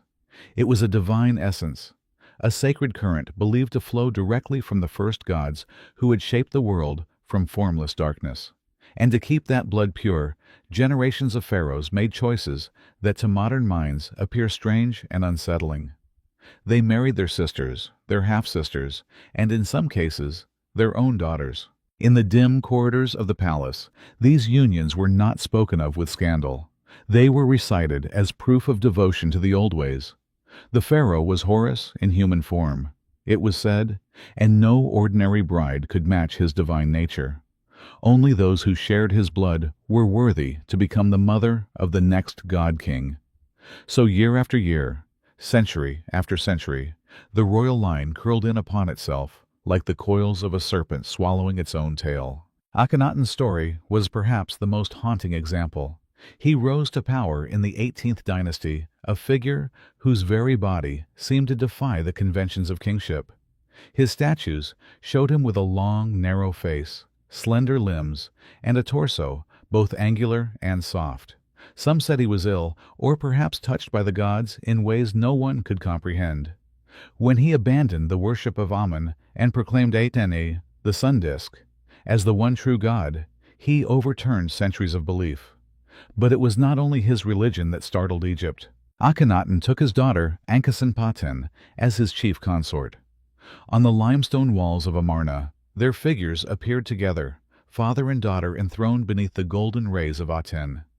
In some reliefs, they were shown in poses so intimate that generations of scholars have debated whether devotion or desire shaped those images. In truth, the difference mattered little. To Akhenaten, merging his divine blood with hers was a necessity, a sacrament that would keep the line unbroken. Their marriage produced children, daughters who bore the same long faces and narrow bones. No sons survived to maturity, and when Akhenaten died after 17 years of radical rule, the dynasty unraveled. His name was struck from monuments, his capital abandoned to drifting sand. Ankhesenpaten faded into the shadows of history, remembered only as a queen whose father was also her husband. But the tradition was older than Akhenaten, and it endured long after. The Ptolemies, the Greek dynasty who ruled after Alexander's conquest, perfected the practice of sibling marriage. They wore it as a badge of legitimacy. To them, it was not a corruption, but a return to Egyptian custom, a sign that they, too, were heirs of the ancient gods. Ptolemy II married his full sister, Arsinoe, and declared her a living goddess. Together, they ruled over a kingdom where Greek and Egyptian beliefs tangled in complicated harmony. The Ptolemies did not stop at one generation. Their family tree became a dense thicket of overlapping names and repeated unions. Cleopatra, the last of their line, was herself the product of this tradition. Though she was brilliant and charismatic, her ancestry was weighted with generations of inbreeding. Some believe this contributed to the delicate health and early deaths that dogged her kin. Among the mummified remains of the pharaohs, traces of these unions were etched into bone. King Tutankhamun's frail body revealed the hidden costs. His spine was twisted, his foot misshapen. DNA studies have shown that his parents were brother and sister. He died before the age of 20, leaving behind a tomb filled with unimaginable wealth and the soft echo of a life never fully lived. To the Egyptians themselves, these marriages were never scandalous. They were necessary. The union of divine siblings mirrored the gods, Osiris and Isis, who were brother and sister, husband and wife. It was an echo of eternity played out in human form. But beneath the hymns and incense, the practice carried a price. Children born of these unions bore not only the royal cartouche, but fragile bones, twisted spines, and hidden vulnerabilities that no amount of gold could conceal. At night, when the torches were extinguished and the palace lay in hushed darkness, perhaps the pharaohs themselves wondered if the gods truly demanded such sacrifices, whether the price of eternal purity was too high for flesh and blood to bear. And in the cool silence before dawn, they may have wondered if their children, too, felt the burden of a lineage so determined to remain divine. It forgot how to be merely human. The pyramid obsession. There was a time when the horizon of Egypt was dotted with monuments so vast they seemed to rise naturally from the desert itself. Smooth-sided, gleaming in the sun, the pyramids were more than tombs. They were the ultimate expression of a single idea, that death could be outwitted, that the soul could be lifted beyond the reach of decay and darkness.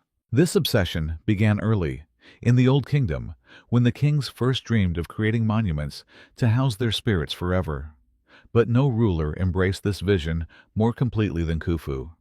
His pyramid at Giza was unlike anything the world had seen, or would see again for millennia. It rose 481 feet into the sky, a staircase for a god to ascend. Khufu was born into a dynasty that had already experimented with the idea of monumental tombs. His father, Sneferu, had built the Bent Pyramid and the Red Pyramid, structures that still stand, their shapes less perfect, but no less ambitious. Yet Khufu was determined to surpass them. He envisioned a tomb so flawless that it would shine like a beacon for eternity, a fortress against time itself. The planning began before Khufu even took the throne. Quarrying teams were dispatched to the cliffs east of the Nile, where millions of limestone blocks were pried from the bedrock. Each stone was shaped and smoothed by hand. At the construction site, ramps of mud brick and rubble rose in long, sloping paths. Laborers hauled the stones up those ramps in the heat, their bodies slick with sweat, their sandals worn to rags. Contrary to later myths, most of these workers were not slaves. They were farmers, conscripted during the months when the Nile flooded their fields, when no crops could grow. Their labor was an offering to the king, and by extension, to the gods themselves. But that did not make their toil less grueling. Injuries were common. Bones uncovered near the site show broken limbs and crushed vertebrae, reminders that each gleaming block carried a human cost. Deep inside the pyramid, architects carved a network of passages and chambers. At the heart of it all lay the king's chamber, lined in polished granite blocks, so perfectly fitted that not even a blade of grass could slip between them. This was where Khufu's mummified body would rest, encased in a granite sarcophagus, surrounded by everything he might need for eternity: chests of clothing, amulets, and jars of perfumed oil. The walls were silent. Unlike the tombs that followed, Khufu's pyramid was unadorned inside. No painted scenes of the afterlife, no hieroglyphic prayers. Its austerity was its statement. The very shape, the smooth white casing stones that reflected the sun, was the prayer. The pyramid itself was the vehicle of resurrection. The project consumed years. Some say it took 2 decades to complete. Overseers moved among the workers, counting supplies, measuring progress, recording everything on scraps of pottery and broken limestone flakes. At night, as campfires flickered at the pyramid's base, men must have looked up at the growing structure with a mixture of pride and exhaustion. Meanwhile, Khufu's court thrived on the prestige the project brought. Foreign dignitaries arrived to marvel. Priests performed ceremonies to sanctify each new stage of construction. The pyramid became a symbol not just of the king's power, but of the kingdom's wealth and order. It was a promise carved into the earth that Egypt would endure. Yet even before the last stone was set, questions lingered. Would the pyramid really protect the king's soul? Would it keep out thieves and decay? The Egyptians believed that so long as the body remained intact, the spirit, Ka, could return to it. But the bigger the tomb, the greater the temptation. In the centuries that followed, grave robbers tunneled into Khufu's monument. They smashed the sarcophagus lid, stripped away what treasures they could find. The smooth limestone casing was quarried for mosques and palaces. Over time, the pyramid became a weathered giant, its original brilliance lost. Still, it endured. Long after Khufu's name had slipped into myth, his pyramid remained, outlasting dynasties and empires. It stood as proof that no other pharaoh, no matter how ambitious, would ever surpass it. And though it was born of obsession, a desire to cheat death, it became something humbler and perhaps more beautiful, a silent witness to the passage of centuries. Sometimes, when the desert wind sighs across its slopes, it feels as if Khufu's spirit still lingers there, searching the horizon for an answer to a question no monument could ever resolve. Retainer sacrifice. Long before the golden mask of Tutankhamun or the towering obelisks of Ramses, there was an older, darker practice that grew up alongside Egypt's earliest kings. In the first dynasty, when the lines between the human and the divine were still fluid, pharaohs did not plan to enter the afterlife alone. They believed their power must follow them beyond death, and so their tombs were not merely filled with treasures and sacred texts. They were crowded with the silent company of the living, whose lives would end when the kings ended. The practice was known as retainer sacrifice. Today, it sounds almost inconceivable, but to the ancient Egyptians, it was woven into the natural order of things, a grim continuation of service in the next world. When a pharaoh died, those closest to him were expected to accompany him, so he would not lack for attendance in eternity. At Abydos, in the sands beyond the Nile's last green fringe, archaeologists uncovered the most chilling example. There lay the tomb of Pharaoh Jer, a ruler whose name had been all but erased by time. Around his burial enclosure stretched neat rows of smaller graves, over 300 of them. In each, the remains of men and women rested side by side, their skeletons still wearing collars of shell and beads. Many were young, some bore the signs of sudden death, narrow marks on the neck bones that suggested strangulation. Others may have been dispatched with a blow to the head, quick and impersonal. Their final moments are lost to history, but in the stillness of the burial site, it is not hard to sense the hush that must have fallen when the king's funeral ended, and their own began. For the Egyptians, this was not cruelty, it was necessity. A king's household was a microcosm of the world. If he ruled alone in life, he must rule attended in death. The same scribes, who recorded grain tallies and temple offerings, also left lists of those chosen to follow the pharaoh. Servants, musicians, guards, even dwarfs and dancers, whose presence had brightened royal banquets, were laid to rest in the expectation that they would perform the same roles in the afterlife. Some of the retainers were buried with modest offerings, pottery vessels filled with food, small amulets tucked near their ribs. In a few cases, names were inscribed near their graves, a last gesture of recognition that did nothing to soften the finality of their fate. As the centuries passed, the practice began to fade. Later kings came to believe that statues could stand in for living attendants. The Shabti figurines, carved from wood or stone, were shaped as miniature laborers, holding hoes and baskets. Magic texts were spoken over them, commanding them to work on behalf of the deceased whenever called. This shift was more than practicality. It hinted that the Egyptians' view of the afterlife was evolving. Still, in the earliest pyramids and mastabas, the memory of retainer sacrifice remained. It was etched into the walls in scenes of servants carrying trays, of guards standing vigilant beside the king's bier. These images were a quieter echo of the graves outside, proof that no pharaoh, no matter how exalted, could sever the bonds of duty and dependence. When the tomb of Pharaoh Jer was first cleared, Modern excavators stood in the same desert silence that had fallen over the burial ground 5,000 years earlier. Among the pottery shards and broken beads, they found traces of the same ancient logic, that to serve the divine king was a privilege so absolute it demanded the surrender of life itself. In the cool shade of the tomb's inner chamber, it is possible to imagine the last moments of those who waited to join their master. The air heavy with incense, the low chant of priests rising into the darkness, the final look backward toward the world they would never see again. And then the hush, the ending of breath, the stillness that sealed the promise that service would continue forever. Even as the practice vanished, replaced by painted illusions and carved figurines, it left a question drifting in the dry air of the burial fields. Did the spirits of the retainers find peace in their enforced loyalty? Or did they wander, searching for a freedom that was never granted in life or death? Akhenaten's Revolution. In the middle years of the 18th dynasty, when Egypt had already seen centuries of familiar rituals and settled faith, a single pharaoh rose to break the old patterns.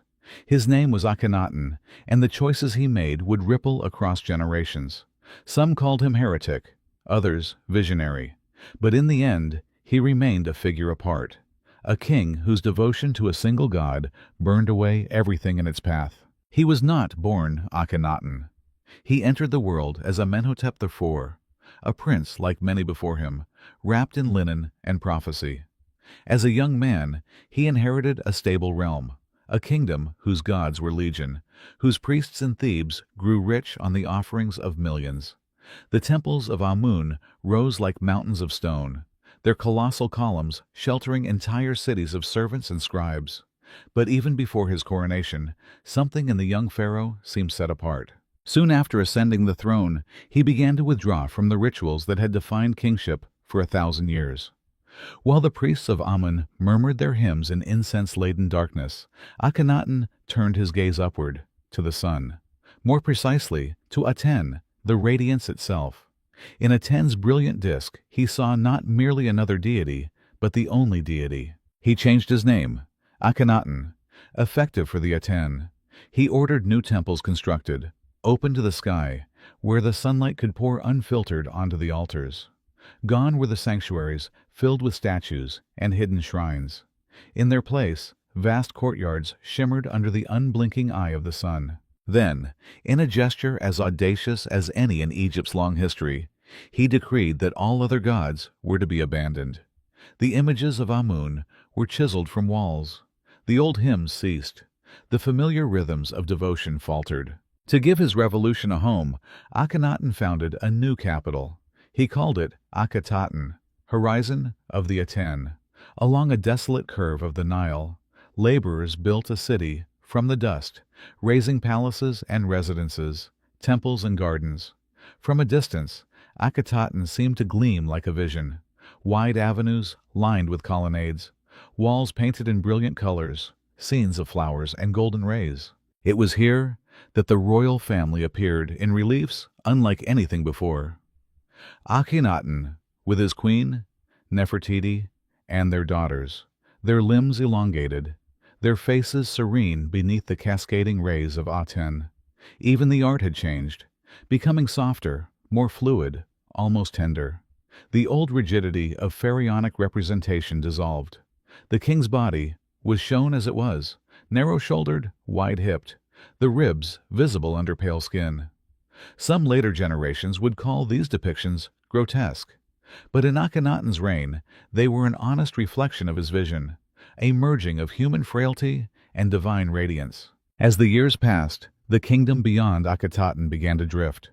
The wealth that once flowed into Amun's temples now lingered in royal treasuries. Provinces grew restive. Foreign allies questioned Egypt's strength. But within the city, Akhenaten seemed untroubled. Each dawn he stood in prayer, his arms lifted to the solitary sun. When he died, after 17 years of relentless devotion, the old order returned with astonishing speed. His successor, the boy king Tutankhaten, quickly changed his name to Tutankhamun. The temples of Amun reopened. The statues of Aten were toppled, their inscriptions hacked away. Akhetaten itself was abandoned to the wind. Sand crept through the courtyards. Roofs caved in. The painted walls faded beneath layers of drifting dust. The city was never reoccupied. It became a ghost, a monument to a singular vision that could not survive its creator. For centuries, Akhenaten's name was omitted from king lists. His monuments were hidden or destroyed. In later generations, scribes referred to him only as the criminal. But beneath that condemnation lay an uneasy recognition that no pharaoh before or after had dared to reshape Egypt's faith so completely. When archaeologists finally uncovered the ruins of Akhenaten, they found traces of a life lived with fervor. Broken stelae that once bore hymns to the sun, the shattered lintels of palaces where golden light had poured unceasingly into every chamber. Sometimes, standing among those fragments, it is possible to feel the lingering warmth of that devotion, a faith so consuming it consumed everything around it. And in the silent streets where the wind whistles through empty doorways, one might wonder whether Akhenaten's spirit still lingers, waiting for the day when the world would again look up and see only the sun. And Cleopatra's dynasty. By the time Cleopatra came into the world, Egypt had already stood for 3,000 years. The pyramids were ancient relics, their smooth faces weathered to rough stone. The old gods still watched from temple walls, but their names were spoken in Greek as often as in Egyptian. For nearly 3 centuries, the Ptolemaic dynasty had ruled the land, a family of Macedonian origin, descended from one of Alexander the Great's generals. They were foreigners, yet they wore the double crown.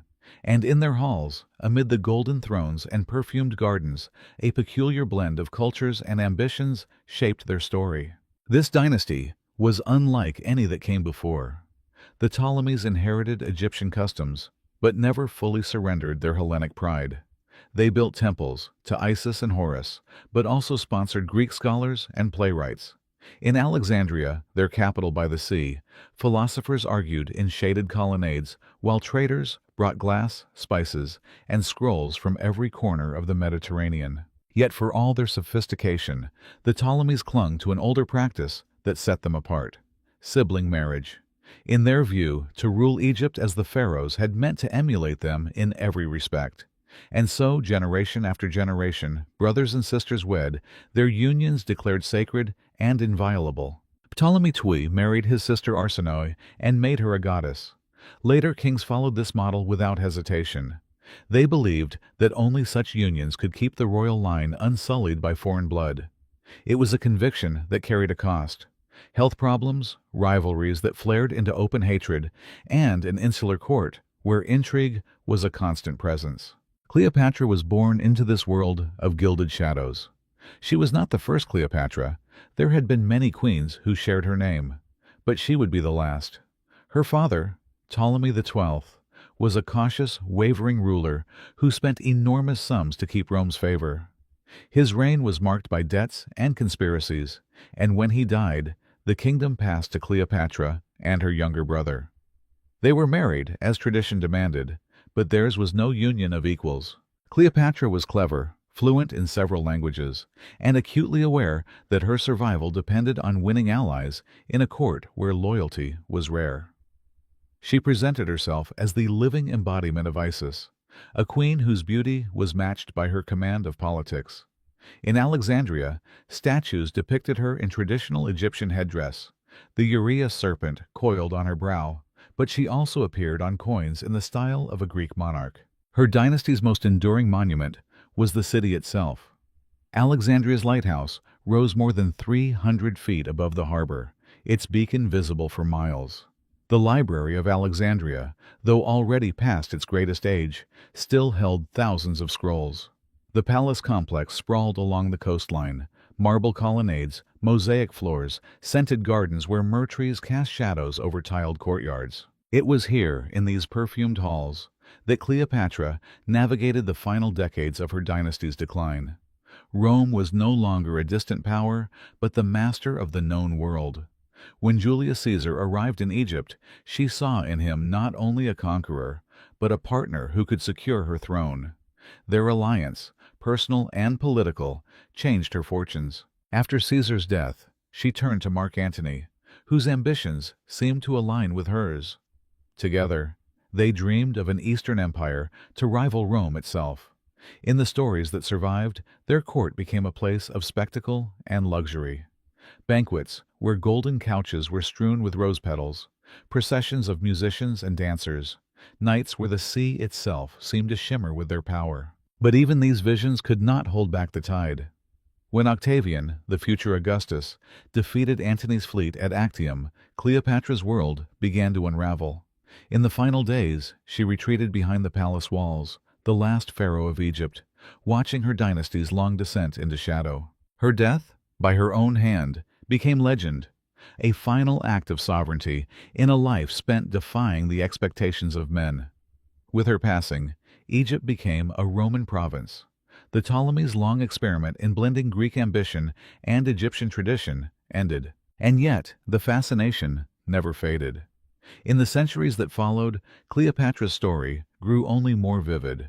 She was remembered as a seductress, a strategist, a queen who faced the world's greatest empire with unbowed pride. In the quiet chambers where her ancestors had schemed and feasted, where marriages of siblings were celebrated as divine, her spirit seems to linger. A final echo of a dynasty that, for all its contradictions and failings, left a mark as indelible as any carved hieroglyph. And in the hush of history, you might wonder what she dreamed in her last hours, whether she still believed her name would outlast the empire that had claimed her kingdom. The Gilded Cage. When dawn filtered through the carved screens of the royal bedchamber, the pharaoh's life unfolded not as a life at all, but as a procession of duties arranged like a mosaic, each tile set in place by tradition older than memory. To be pharaoh was to be enclosed in rituals so precise they left no space for the ordinary rhythms of being human. It was a gilded cage, where the bars were shaped from incense, chant, and the unblinking gaze of 1,000 expectant faces. The morning began with purification. Attendants lifted vessels of sacred water drawn from the Nile and poured it over the king's bare skin. In the coolness of those ablutions, he ceased to be merely a man. Priests intoned blessings as they anointed him with unguents, each fragrance layered with symbolism, the breath of Horus, the tears of Isis.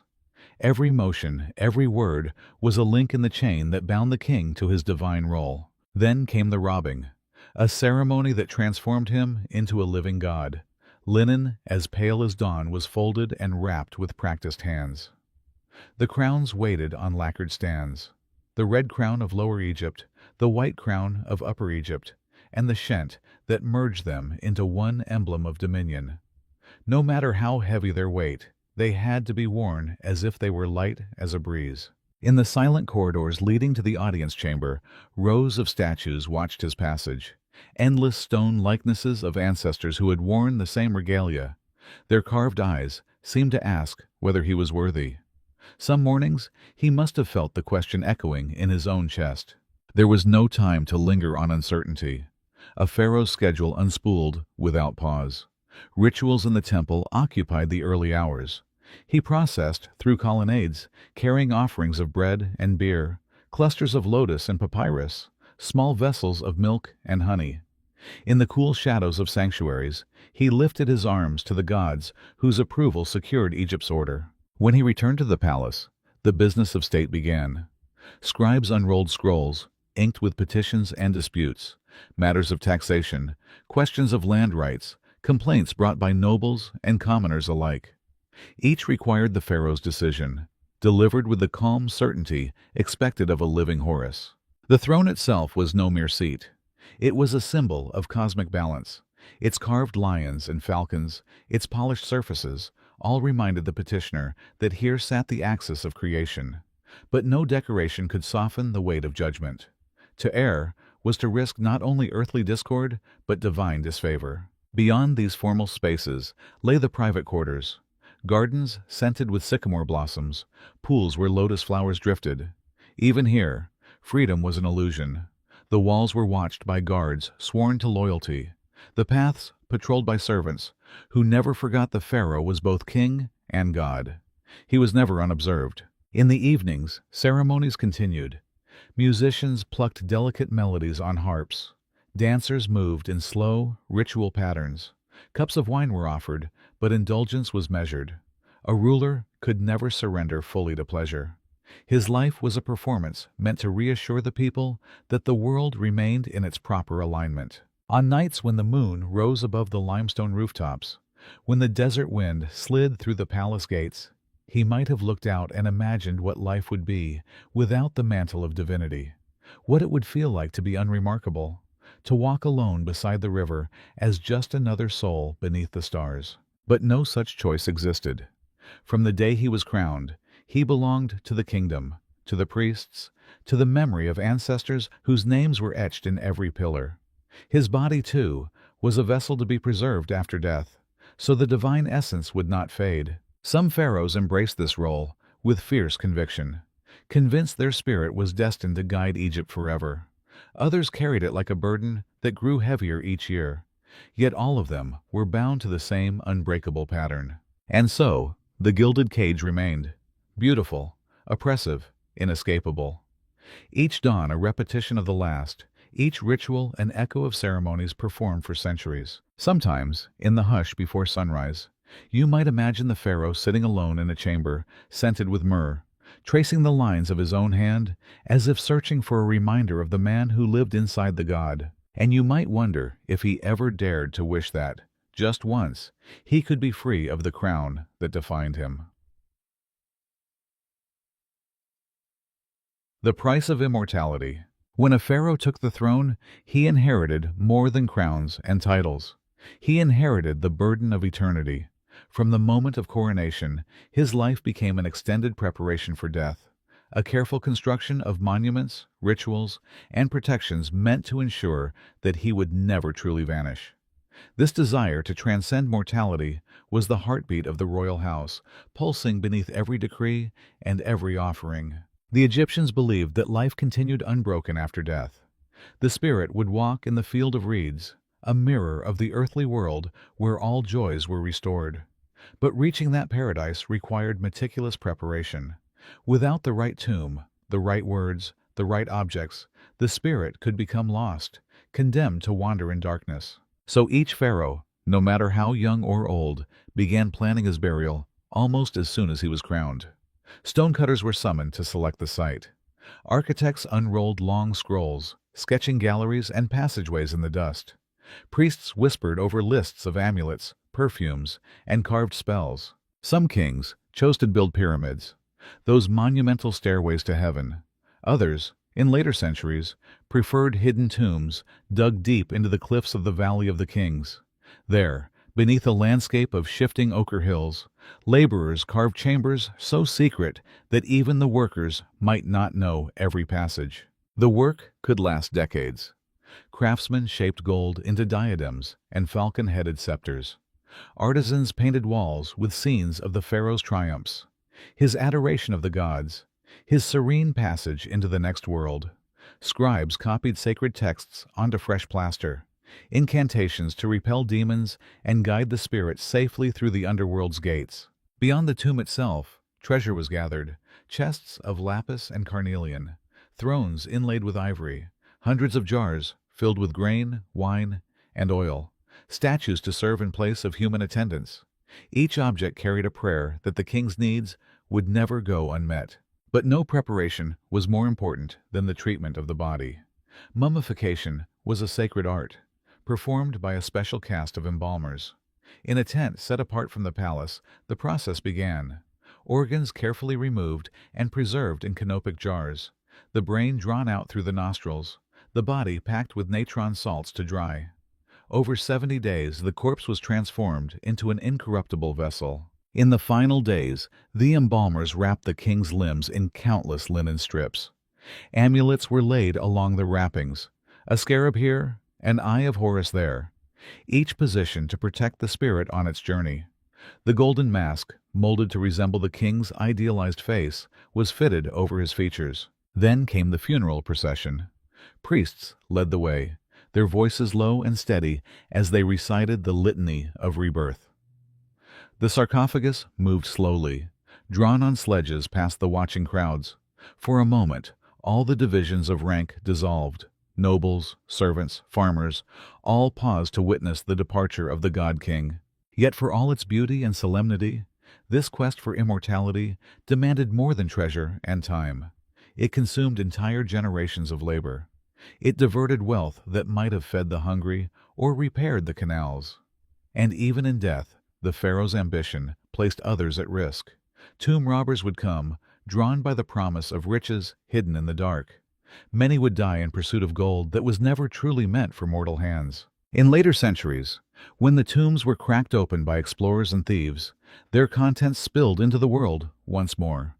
The masks and jewels dazzled all who saw them, but beneath the splendor lay the same ancient longing, the hope that stone, gold, and prayer could defeat decay. In truth, even the greatest tomb could not preserve the body forever. What endured was memory, stories passed down through generations, names carved into temple walls, the silent presence of monuments against the sky. Sometimes, standing in a cool passage deep within a royal tomb, you can almost hear the echo of that old desire, a whisper in the darkness, repeating the same question that haunted every pharaoh. Was the price of immortality ever enough to satisfy the fear of being forgotten? The tomb robbers. Even as the last stones were set in place above a royal tomb, even as the priests sealed the burial chamber and recited words meant to guard the dead forever, another certainty lay waiting in the shadows. No matter how well hidden the doorways, no matter how cleverly the passages were blocked and disguised, there were always those willing to risk everything to pry the treasures free. In Egypt, the tomb robber was almost as old as the tomb itself. From the earliest dynasties, whispers spread of men who crept into the darkness with chisels wrapped in linen to muffle the sound, who brought lamps carefully shielded so their glow wouldn't betray them. They were driven by poverty, by greed, by the knowledge that behind those walls lay more wealth than most would see in a lifetime. The Egyptians knew this too, and so every pharaoh's architects devised more elaborate protections. The Great Pyramid contained hidden chambers and angled shafts meant to confuse intruders. Later tombs were carved deep into the cliffs of the Valley of the Kings, their entrances obscured by rubble and false passages. Massive stone plugs sealed corridors behind the funeral procession, their surfaces smoothed so no seam remained visible. Yet all this effort rarely prevented intrusion. The temptation was too strong, and the knowledge too widespread. Many of the laborers who dug and plastered the tombs knew their layouts intimately. Some may have passed that knowledge to their children. Others waited until famine or taxation drove them to desperate bargains. The robbers often came in small groups, sometimes whole families. They brought copper tools to lever open sarcophagi, baskets to carry away gold and lapis, cloth sacks for smaller offerings. In their haste, they tore away linen wrappings, cracked open jars, and left footprints in the fine desert dust. By torchlight, they must have seemed like phantoms, moving among the painted gods, their shadows flickering across scenes of harvest and paradise. A tomb that had taken decades to prepare could be stripped in a single night. The Egyptians tried to deter them with warnings etched on walls, curses invoking the wrath of Anubis, threats of eternal hunger and darkness. But hunger in life was often more pressing than fear of judgment after death.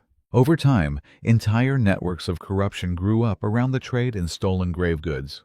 Officials charged with protecting the necropolis sometimes turned informant. Scribes recorded confessions extracted from suspects under interrogation, their testimonies preserved in papyrus archives. One document, known today as the Abbot Papyrus, describes the inspection of royal tombs during the 20th dynasty. Inspectors discovered breaches in the masonry, tunnels dug behind hidden doors. They counted missing objects, amulets, golden finger stalls, perfume jars, and wrote meticulous lists.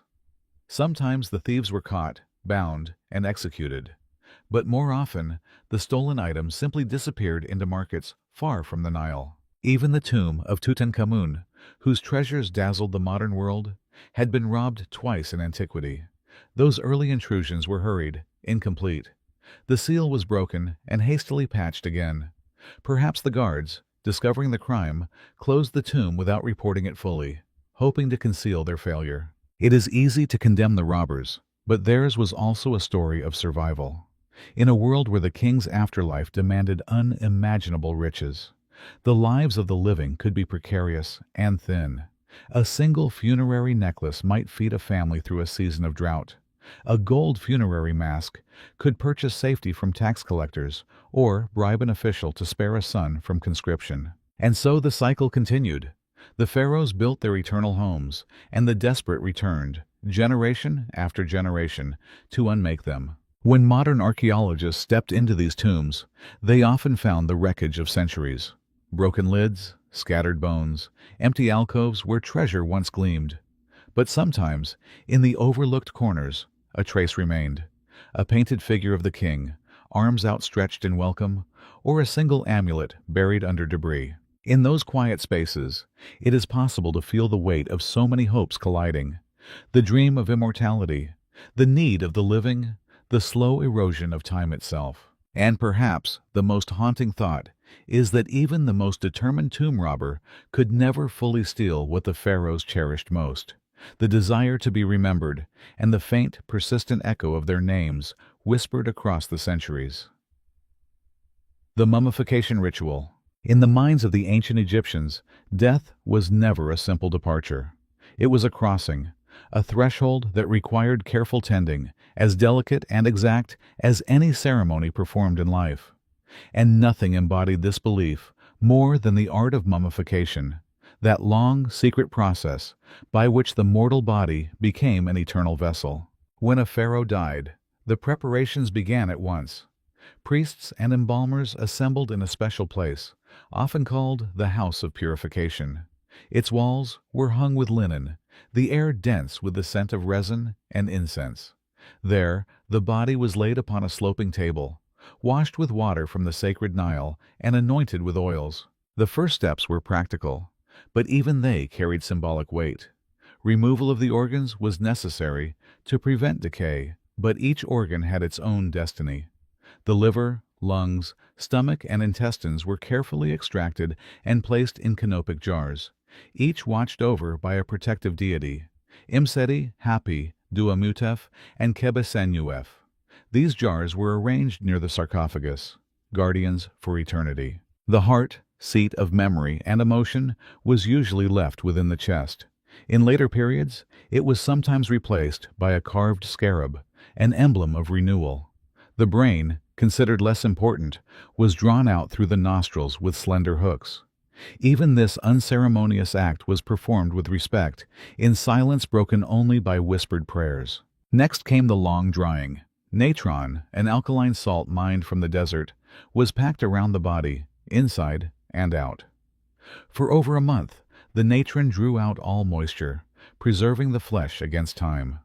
When the embalmers returned, they found a figure transformed, hollow, weightless, no longer quite of this world. Then the anointing began. Precious oils and resins were brushed across the skin, softening it, sealing it from decay. The scent was strong, a mingling of myrrh, cedar, and lotus. Linen pads were placed beneath sunken cheeks. Sandalwood was tucked beneath the limbs. Each gesture meant to restore wholeness, so that the spirit would recognize the body when it returned. Wrapping was the final and most sacred step. Strips of linen were wound around each finger and toe, then the hands and feet, then the limbs and torso. At every stage, amulets were slipped beneath the bandages. Eyes of Horus, small figures of protective gods, tiny scarabs inscribed with prayers. The embalmers chanted as they worked, invoking Isis and Nephthys to guard the departed on the perilous road to the underworld. When the wrappings were complete, a mask was placed over the face. For a king, this was often fashioned of gold, inlaid with glass and semi-precious stones. Its serene features showed the pharaoh not as he was in death, but as he would be forever, perfect, unchanging, divine. The final rites were performed by a priest, wearing the mask of Anubis. He touched the mummy's face with a ritual tool in the opening of the mouth ceremony, a rite to restore the senses so the spirit could see, breathe, speak, and taste again. The priest recited words that had been spoken over countless generations. May your mouth be opened by Ptah. May your mouth be opened by the God of your fathers. May you speak, and may the gods hear you. Only when this was done was the mummy ready to leave the house of purification. In the funeral procession, the body rested on a sled drawn by oxen. Musicians played flutes and sistrums, their rhythms slow and sorrowful. Mourners threw dust on their hair and called out the king's many names, so none would be forgotten. Inside the tomb, the sarcophagus waited. It was lowered into place, often nested within several gilded coffins. Around it lay the treasures assembled over a lifetime: chariots, thrones, jars of perfumed oil, baskets of dates and figs, painted figurines of servants who would labor in the afterlife. The final seal was placed on the doorway. Earth was piled against it, and then the living withdrew, leaving the king to his eternity. Outside, the desert wind smoothed away the footprints, covering the path in silence. Even now, when you stand before a mummified pharaoh, wrapped in linen, gaze hidden behind a golden mask, you can feel the weight of that ritual. It was not only the preservation of a body, but an act of faith, the conviction that death was never an ending, only a transformation into something both sacred and everlasting. And in the hush of the tomb, you might almost sense the spirit of the king still listening, waiting for the moment when the gods would call him home. The pharaoh as living God. In the long corridors of the temples, where columns soared like petrified trees, and the air shimmered with the scent of burning myrrh, the pharaoh was never merely a man. He was a living god, Horus in the flesh, son of Ra, the conduit through which heaven touched the earth. It was a role as heavy as any crown, requiring constant devotion, constant performance, and a surrender of any ordinary life. When he sat upon the throne, every gesture was charged with cosmic meaning. The crook and flail he held were not simply emblems of kingship. They were symbols of divine protection and justice. His presence alone was believed to keep chaos at bay. As long as the pharaoh lived and performed the rites, the sun would rise, the Nile would flood, and the world would remain in order. In the reliefs carved across temple walls, he appeared larger than the mortals who surrounded him. He smote enemies with an effortless sweep of his arm. He received blessings directly from the gods, who bent to whisper in his ear. Even the scale of the carvings was deliberate, every figure smaller, every face turned toward his in awe. But behind the rituals and the myth, a man still walked the palace halls. He knew the chill that settled over the desert before dawn, the feeling of fatigue when ceremonies stretched from sunrise until the stars returned. He knew the burden of decisions that might condemn a family to poverty or save a province from hunger. Each day began with offerings to the gods. In solemn processions, he entered the temple sanctuary. Only he could open the sacred doors and behold the hidden statue of the deity within. Only he could recite the prayers and present the food and flowers that nourished the divine.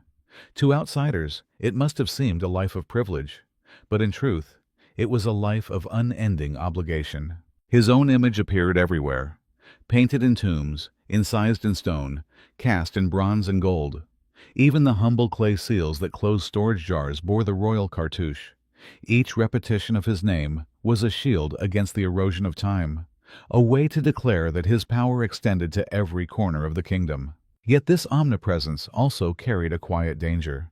If the pharaoh faltered, if the harvest failed, if invaders breached the borders, it was taken as a sign that the divine order had been disturbed. The king himself might be blamed, his piety questioned, his right to rule challenged. In the hush of the temple, every prayer carried the unspoken fear that the gods might one day turn away. In private, he might have removed the heavy regalia and felt, for a moment, the simple reality of his own humanity. But even then, he was never truly alone. Courtiers and advisers circled him like the planets around the sun. Servants waited in every doorway. Scribes recorded his words, preserving them on papyrus that would outlast any single lifetime. When he traveled beyond the palace walls, the people lined the roads to glimpse his procession. They prostrated themselves in the dust, not daring to meet his gaze. For them, he was the axis upon which all things turned, the living embodiment of a divine promise. Some pharaohs accepted this role with solemnity, measuring each action with the knowledge that history would judge them. Others reveled in the adoration, commissioning statues twice their height, ordering monuments that would proclaim their greatness long after their bodies had turned to dust. But whether modest or proud, all shared the same destiny. When death came, The pharaoh shed his earthly form to join the gods as an equal. His spirit traveled through the underworld, where gates opened only to those who carried the correct words of power. In the field of reeds, he would be reborn, young again, sovereign for eternity. In the world he left behind, the priests and artisans began the work of ensuring that no one would forget. They carved his likeness onto temple pylons, built chapels to house his memory, and recited litanies that named him son of the sun god, beloved of Mayat, ruler forever. Even now, when you stand among those ruins, columns broken, paint faded by time, you can feel the lingering trace of that ancient belief. The conviction that a single life could embody something more than human, that a mortal frame could carry the weight of the divine. And in the stillness between the fallen stones, you might almost hear the echo of a voice that once spoke with the authority of heaven itself, promising that order would prevail and that the light of Ra would never fade. The women of the royal house, in the quiet chambers behind the throne room, away from the glare of ceremony and the heavy scent of temple incense, another kingdom unfolded, a kingdom of women, mothers, wives, daughters, concubines. Their names were often etched in smaller hieroglyphs, their images rendered beside towering statues of pharaohs. But within the palace walls, their influence was more potent than many dared to say aloud. The great royal wife, the chief queen, held a place second only to the pharaoh. She was the mistress of the household, the mother of heirs, the one whose presence lent legitimacy to the dynasty. Her crown bore the vulture of Nekhbet, guardian of Upper Egypt, and the uraeus serpent of Wadjet, protector of the Delta. To see her in procession was to glimpse power cloaked in quiet dignity. Some queens were remembered by name and legend, like Nefertari, whose tomb glowed with paintings of a serene afterlife, or Nefertiti, whose beauty outlasted the empire that crowned her. Others remained shadows, their lives pieced together from broken stelae and scraps of correspondence.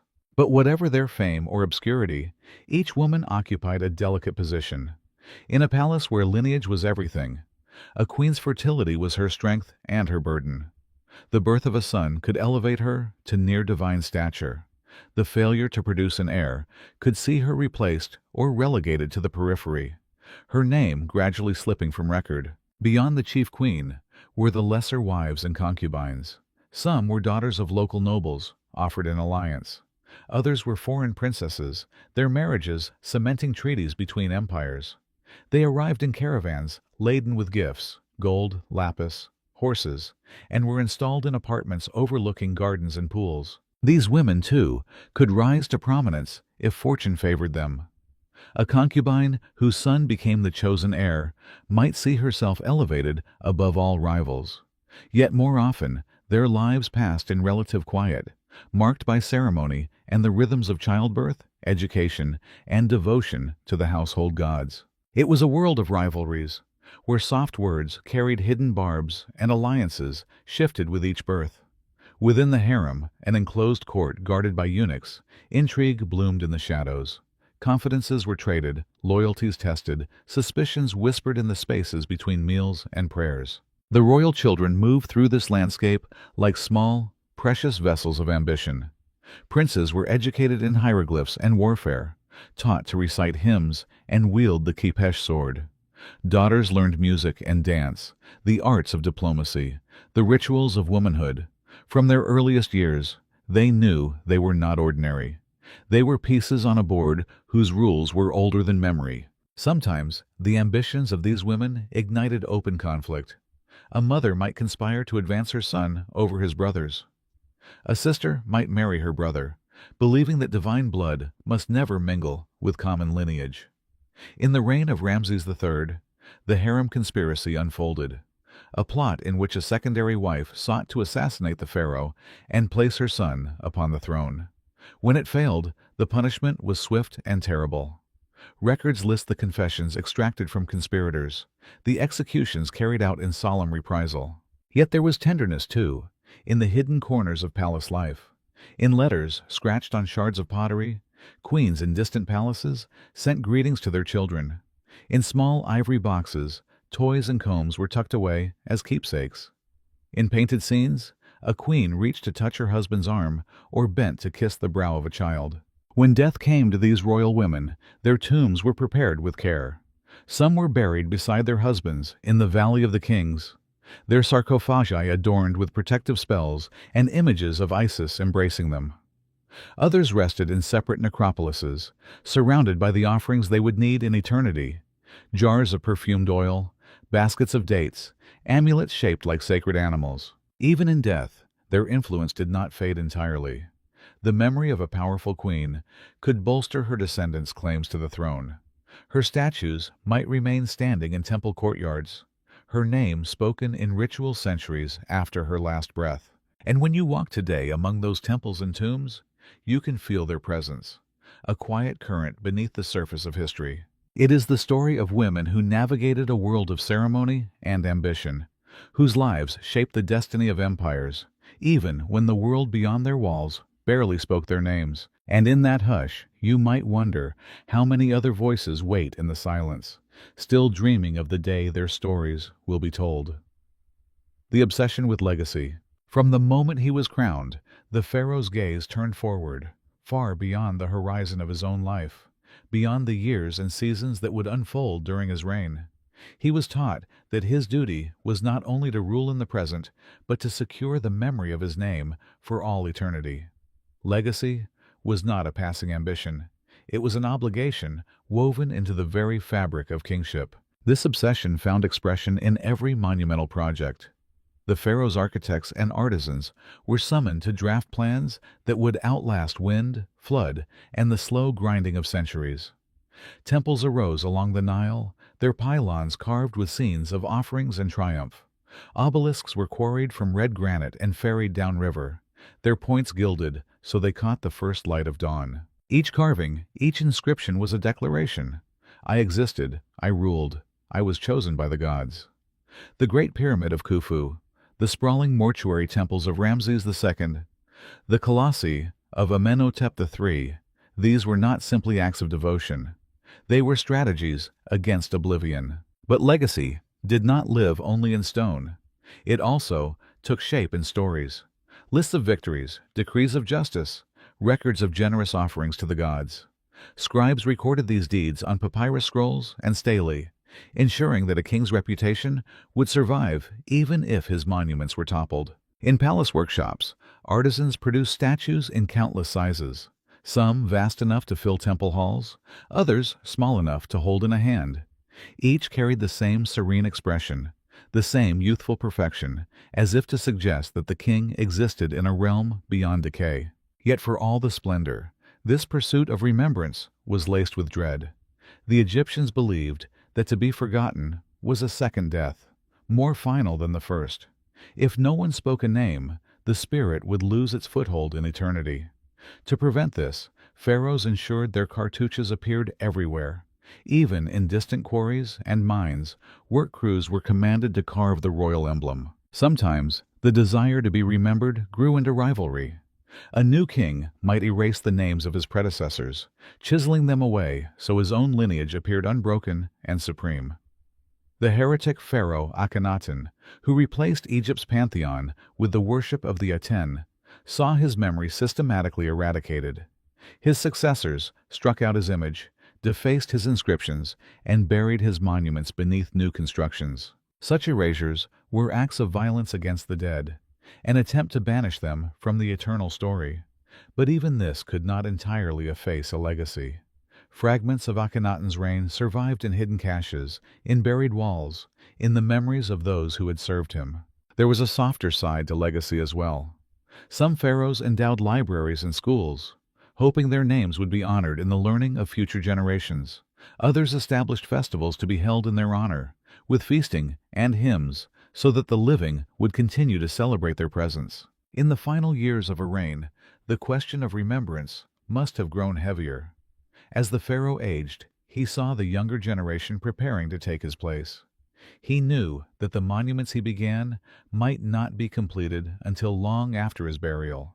He knew that the judgment of history was as fickle as the flooding of the Nile. Perhaps on certain nights, as he walked alone through colonnades lit by torchlight, he felt the old fear stir, that despite all his labors, the day would come when no lips would form his name, when no priest would pour libations in his memory. Yet still he pressed on. New chapels were ordered, new texts inscribed, new statues raised. In this constant building and rebuilding, the Egyptians expressed a hope deeper than any doctrine, that to leave behind a trace of oneself was to defy mortality.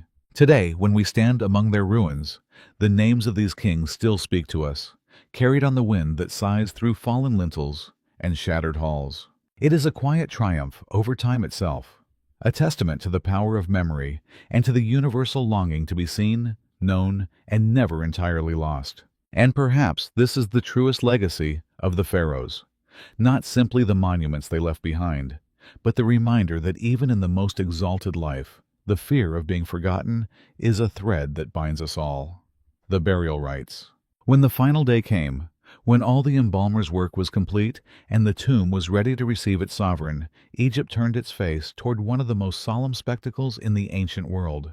The burial of a pharaoh was both an ending and a beginning, a farewell to the mortal man and an invocation of the god he would become. The procession began at the palace, where mourners gathered in the dim dawn light. Priests in white linen carried censers of smoldering incense, their sweet clouds drifting over the assembled courtiers. Musicians plucked soft chords from harps and sistrums, weaving a sound that was neither wholly sorrowful nor entirely joyful. It was the music of passage, of crossing to a shore beyond human sight. The mummy, enclosed in its gilded coffin, was laid upon a wooden sledge. Oxen moved slowly ahead, their harnesses draped in lotus garlands. Around the bier, family members and high officials walked with heads bowed, their hair dusted in ash. Some beat their chests in ritual mourning, though the faces remained composed. Grief, like every act of royal life, followed prescribed gestures. Along the route to the necropolis, the people gathered in dense lines. They prostrated themselves as the cortege passed, murmuring blessings for the king's spirit. For many, it would be their only glimpse of the royal body, the moment when myth drew close enough to touch. At the mouth of the tomb, a final rite awaited. The opening of the mouth ceremony was performed one last time. A priest in the mask of Anubis extended a ritual adze to the lips and eyes of the mummy, speaking words older than any kingdom. May you breathe the sweet air. May you see the rays of the sun. May your voice be heard in the hall of justice. Behind the priests, servants brought the final offerings: bread, beer, cuts of meat, baskets of figs and dates, perfumes sealed in alabaster jars. These provisions were arranged near the entrance, so the spirit would not hunger in the first hours of its journey. Inside the tomb, the burial chamber glimmered with lamplight. The walls were painted with scenes of the pharaoh's passage through the Duat, the hidden world beneath the earth. There he was shown greeting Osiris, weighing his heart against the feather of Maat, sailing across the night sky in the solar bark. Each image was both a story and a spell, meant to guide him through darkness and into the fields of eternity. The sarcophagus was lowered into place with solemn precision. Attendants removed the ropes and stepped back into the shadows. One by one, the nested coffins were closed, the lid sliding into position with a deep finality. Then the tomb's doorway was sealed with blocks of limestone. Mortar was smoothed across the seams, so no trace of the passage remained. Outside, priests pressed seals into the wet plaster, emblems of royal power, warnings to any who might dare disturb the king's sleep. When all was finished, the mourners turned their faces back toward the living world. They left behind a hush so complete that it seemed as if the walls themselves were holding their breath. Above ground, time resumed its slow unfolding. The sand drifted against the facade. The first winter rains darkened the stones, and beneath it all, the king lay in silence, surrounded by treasures and prayers. Yet even in this stillness, there was motion. The Egyptians believed that the soul was not confined to the sarcophagus. Part of it, the Ka, dwelt in the tomb, nourished by offerings. Another part, the Ba, could move freely, flying out each dawn to bask in the sun before returning to rest. The tomb, then, was not a place of ending. It was a threshold, a point of meeting between worlds.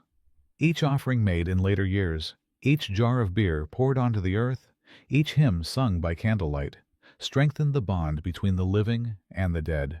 And though centuries would pass, though thieves and explorers would one day force the sealed doors open, the essence of these rites lingers in the air of those chambers. If you stand long enough in the cool gloom, you might feel it yourself, a sense of presence that is neither memory nor imagination, but something older and deeper, woven into the stones. And you might think of all the kings who passed this way, each convinced that with the right words and the right rituals, they could claim an unbroken place among the gods.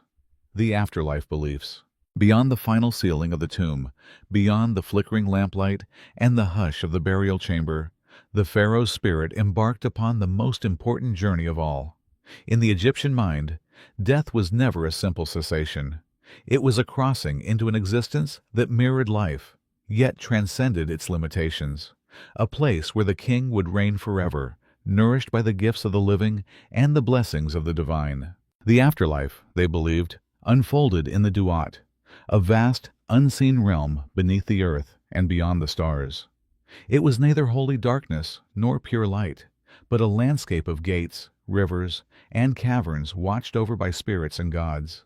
Each region had its own dangers: serpents with flaming breath, lakes of fire, giant beetles that threatened to devour the unwary soul. To pass safely through these hazards, the deceased required knowledge, secret names, spells, and declarations. That is why the walls of royal tombs were covered in texts. The pyramid texts in the Old Kingdom, the coffin texts in later eras, and finally the Book of the Dead, whose verses guided the spirit step by step. These inscriptions were not merely decoration. They were keys, passwords, incantations. When the king's ba reached the gates of the underworld, it was believed that each phrase would open a passage.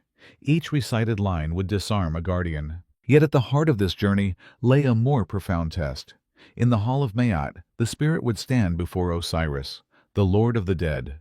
There, the heart of the deceased was weighed against the feather of Maat, goddess of truth, order, and balance. If the heart proved heavier, burdened by wrongdoing, it was devoured by the monstrous Ammit. The soul would cease to exist, consigned to nothingness. But if the scales balanced, the pharaoh was declared justified. He could step beyond fear and hunger. He could enter the field of reeds, a paradise where barley grew taller than any man, where boats sailed effortlessly across clear waters, and where he would be reunited with ancestors who had passed before him. Here, he would once again don the regalia of kingship. He would preside over banquets, receive tributes, hunt among papyrus marshes, and dwell in the unending radiance of the gods. All the wealth interred in his tomb, the jewelry, the chariots, the carefully wrapped jars of provisions, would appear with him in ideal form. Nothing decayed, nothing diminished. It was a vision so complete, so reassuring, that it shaped every aspect of Egyptian life. Even for those who had never seen a royal tomb, the conviction remained that existence was cyclical, that death was simply a return to the beginning, an unbroken thread that connected every generation. And so the living played their part. Priests conducted funerary rites on appointed days, reciting litanies to keep the king's ka strong. Relatives of lesser status visited family tombs, bringing bread and beer to sustain their loved ones. Names were spoken aloud, for to speak a name was to grant it new life. These beliefs softened the sharpness of grief. They offered a promise that nothing was truly lost, that all would be restored in the luminous hereafter. Even as empires rose and fell, as new faiths displaced the old, the outlines of this hope endured. In the stories carved into stone, you can still trace the longing for a world without decay, a place where every harvest was abundant, where every face was familiar, where the soul would finally be at rest. And when you step into the quiet halls of a tomb, when you stand before a painted image of the king sailing into eternity, it is easy to feel a hush settle around you, a sense that the veil between the worlds is thinner than we imagine, that somewhere beyond time the pharaoh continues his journey, guided by the prayers that echo in the dark, forever seeking the fields where the grain never withers and the light never fades. The fall of a dynasty. No matter how grand the monuments, or how carefully the rituals were observed, no dynasty could endure forever. In the long sweep of Egyptian history, each royal line eventually came to its end. Some dissolved quietly, with heirs fading into obscurity. Others collapsed in the blaze of civil war, famine, or invasion.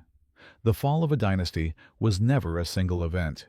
It was a slow unraveling, a fraying of certainties that had once seemed as immovable as the pyramids themselves. When a king died without a strong successor, the first cracks appeared. Court factions, once united by loyalty or fear, began to drift apart. High priests, viziers, and generals measured their own ambitions against the fragile unity of the state. In the provinces, governors weighed whether to remain obedient or to seize power for themselves. The royal family, so carefully constructed through alliances and marriages, could become a nest of rivalries overnight. Sons and nephews with competing claims gathered followers. Mothers schemed for their children's advancement. Old resentments, hidden for decades, found new voices. Beyond the palace walls, ordinary people felt the tremors in subtler ways. Grain stores grew emptier. Work on temples slowed. In the markets, rumors spread of omens, strange eclipses, plagues of locusts, the Nile failing to rise. The divine protection of the pharaoh, it was whispered, had weakened. Sometimes, a dynasty crumbled under the weight of its own traditions. The need to build ever more elaborate tombs drained resources.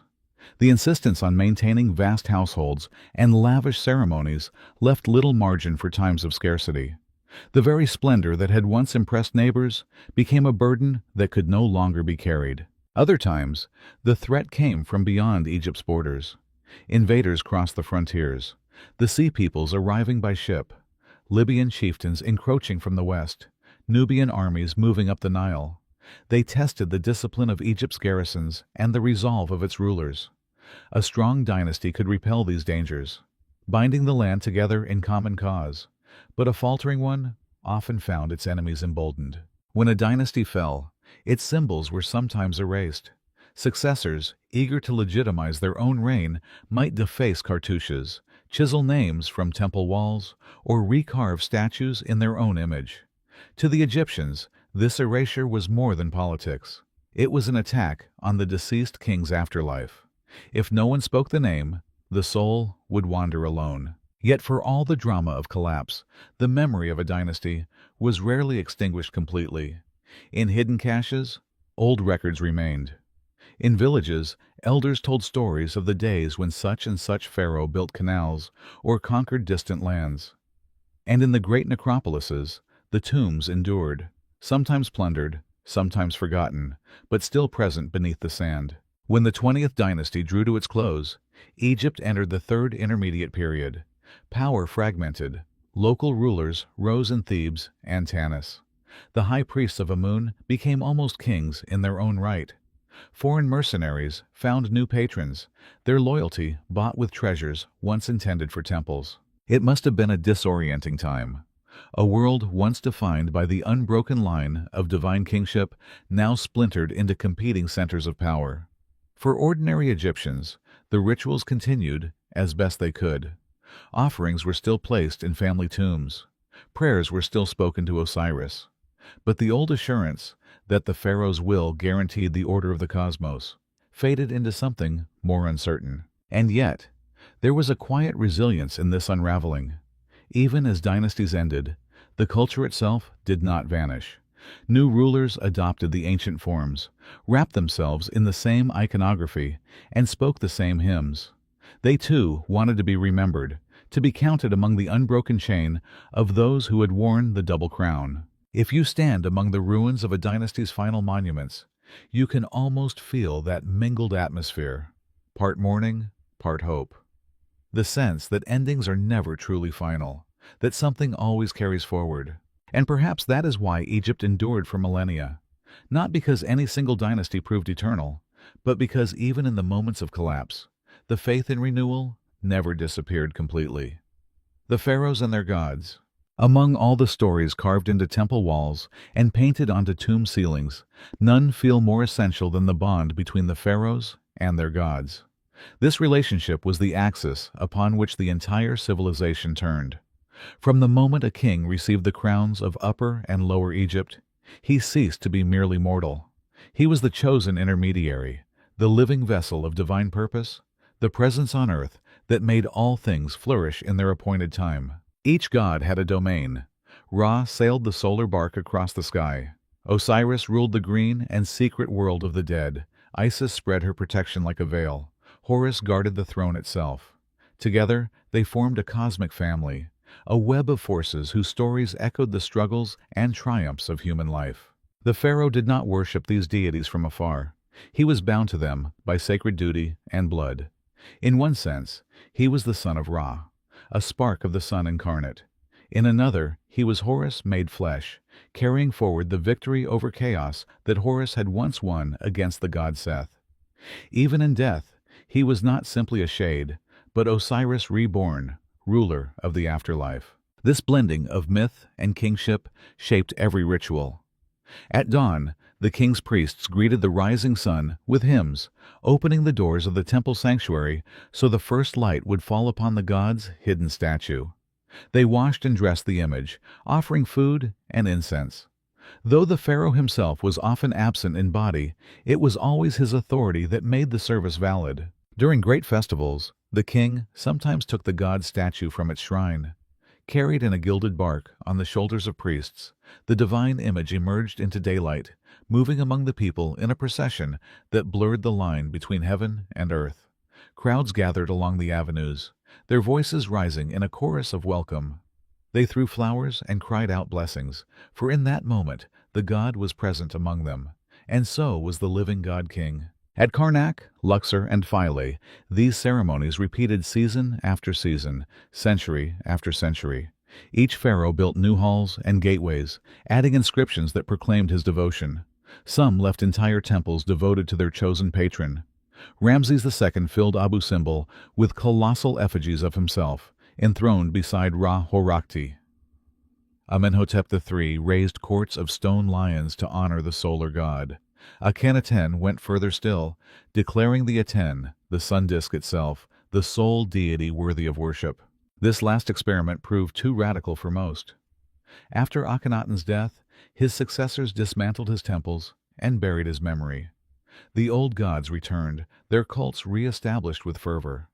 The Egyptians understood that their society was anchored in these ancient forms. Without them, the world might drift into disorder. Yet even in their devotion, the pharaohs sometimes revealed a personal longing. In inscriptions, they called upon their divine parents not only to sustain the realm, but to watch over them as sons in need of reassurance. They prayed for protection against enemies, for health, for a long life, and a good death. They asked, humbly and repeatedly, that their names be remembered. To modern eyes, it can be tempting to see these invocations as a mask of piety, a political theater to bolster authority. But when you read the prayers closely, you hear something simpler, a desire to belong to something larger, to feel the God's presence in the quiet moments between ceremonies. When the end finally came for a king, his tomb became a place of perpetual communion. The walls showed him embraced by Osiris, crowned by Isis, welcomed by Anubis. The statues that stood vigil in the burial chamber did not merely guard the body. They represented his eternal union with the divine. In the hush of these stone corridors, lit only by a single lamp, you can almost imagine the king's spirit moving softly between worlds. Here, he is a man. There, he is more than a man. He is the spark of creation itself, renewed each dawn. And so the pharaohs remind us that all power is ultimately a yearning, to be accepted by the divine, to find a place in the pattern that endures beyond any single life. Even now, thousands of years later, their temples stand as proof that this yearning never quite fades. It lingers in every carved cartouche and every whispered prayer, waiting for someone to look up at the sun and feel that same longing for connection. The enduring mystique. Even as the centuries slipped away and new empires rose over the Nile, the memory of the pharaohs never vanished completely. In time, their names passed from history into legend, acquiring a soft haze that blurred the line between fact and myth. Long after their dynasties had crumbled, travelers still arrived from distant lands to stand in the shadows of their monuments and wonder at the lives of those who built them. The Greeks came first, weaving Egyptian kings into their own stories. Herodotus marveled at the scale of the pyramids, recording tales of vast armies of laborers and cruel masters. He could not fully comprehend the purpose behind such monuments, so he imagined them as expressions of vanity or tyranny, explanations more familiar to his own culture. Later, Roman emperors laid claim to Egypt's legacy. They adopted pharaonic titles and posed beside statues older than Rome itself, as if proximity to such antiquity might confer legitimacy. Even in decline, Egypt retained a power of fascination. It was an ancient place, a keeper of secrets. Centuries passed, and the old temples sank beneath drifting sand. The painted tombs faded in the darkness.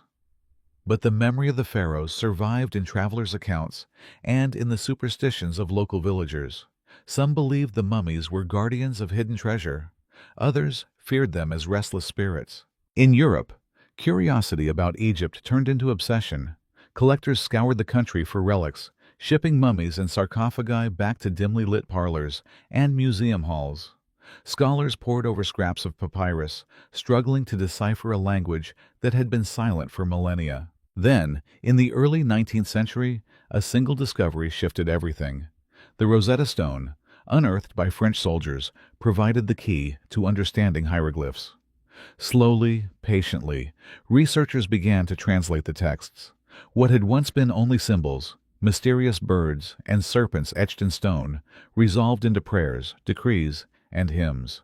The pharaohs' own voices emerged from the silence. As archaeology advanced, the details of their lives returned. The names of queens, the order of dynasties, the records of battles and treaties. The mummies themselves were unwrapped and studied, revealing faces that had not seen the light for thousands of years. Yet for all that was learned, something remained elusive. No catalog of facts could fully explain the power of Egypt's monuments. The sense of awe that stirs when you stand before a colossal statue or step into the narrow passage of a tomb. It is not simply the scale that overwhelms. It is the quiet confidence of a civilization convinced that time could be mastered, that memory could be made eternal. Even today, the pyramids loom at the edge of the desert, their edges softened by wind and sun. The temples at Karnak and Luxor rise from the dust, columns reaching for a sky that has not changed. In their shadows, you can feel the echo of the old certainties, that a life might be transfigured into something more lasting, that a name might outlive the body that bore it. And perhaps that is why the mystique of the pharaohs endures. They remind us that beneath all our ambitions, our monuments, our rituals, our stories, lies the same longing, to leave a trace that time cannot erase. So when you close your eyes and picture those ancient kings standing in their courts of gold and incense, you may sense a quiet kinship. For in the end, their dreams were not so different from our own. They hoped that, somehow, they would be remembered. And in the silent corridors of their tombs, you can almost hear their whispers, still calling across the centuries, reminding you that all human lives, no matter how vast or brief, are woven into the same great tapestry of memory.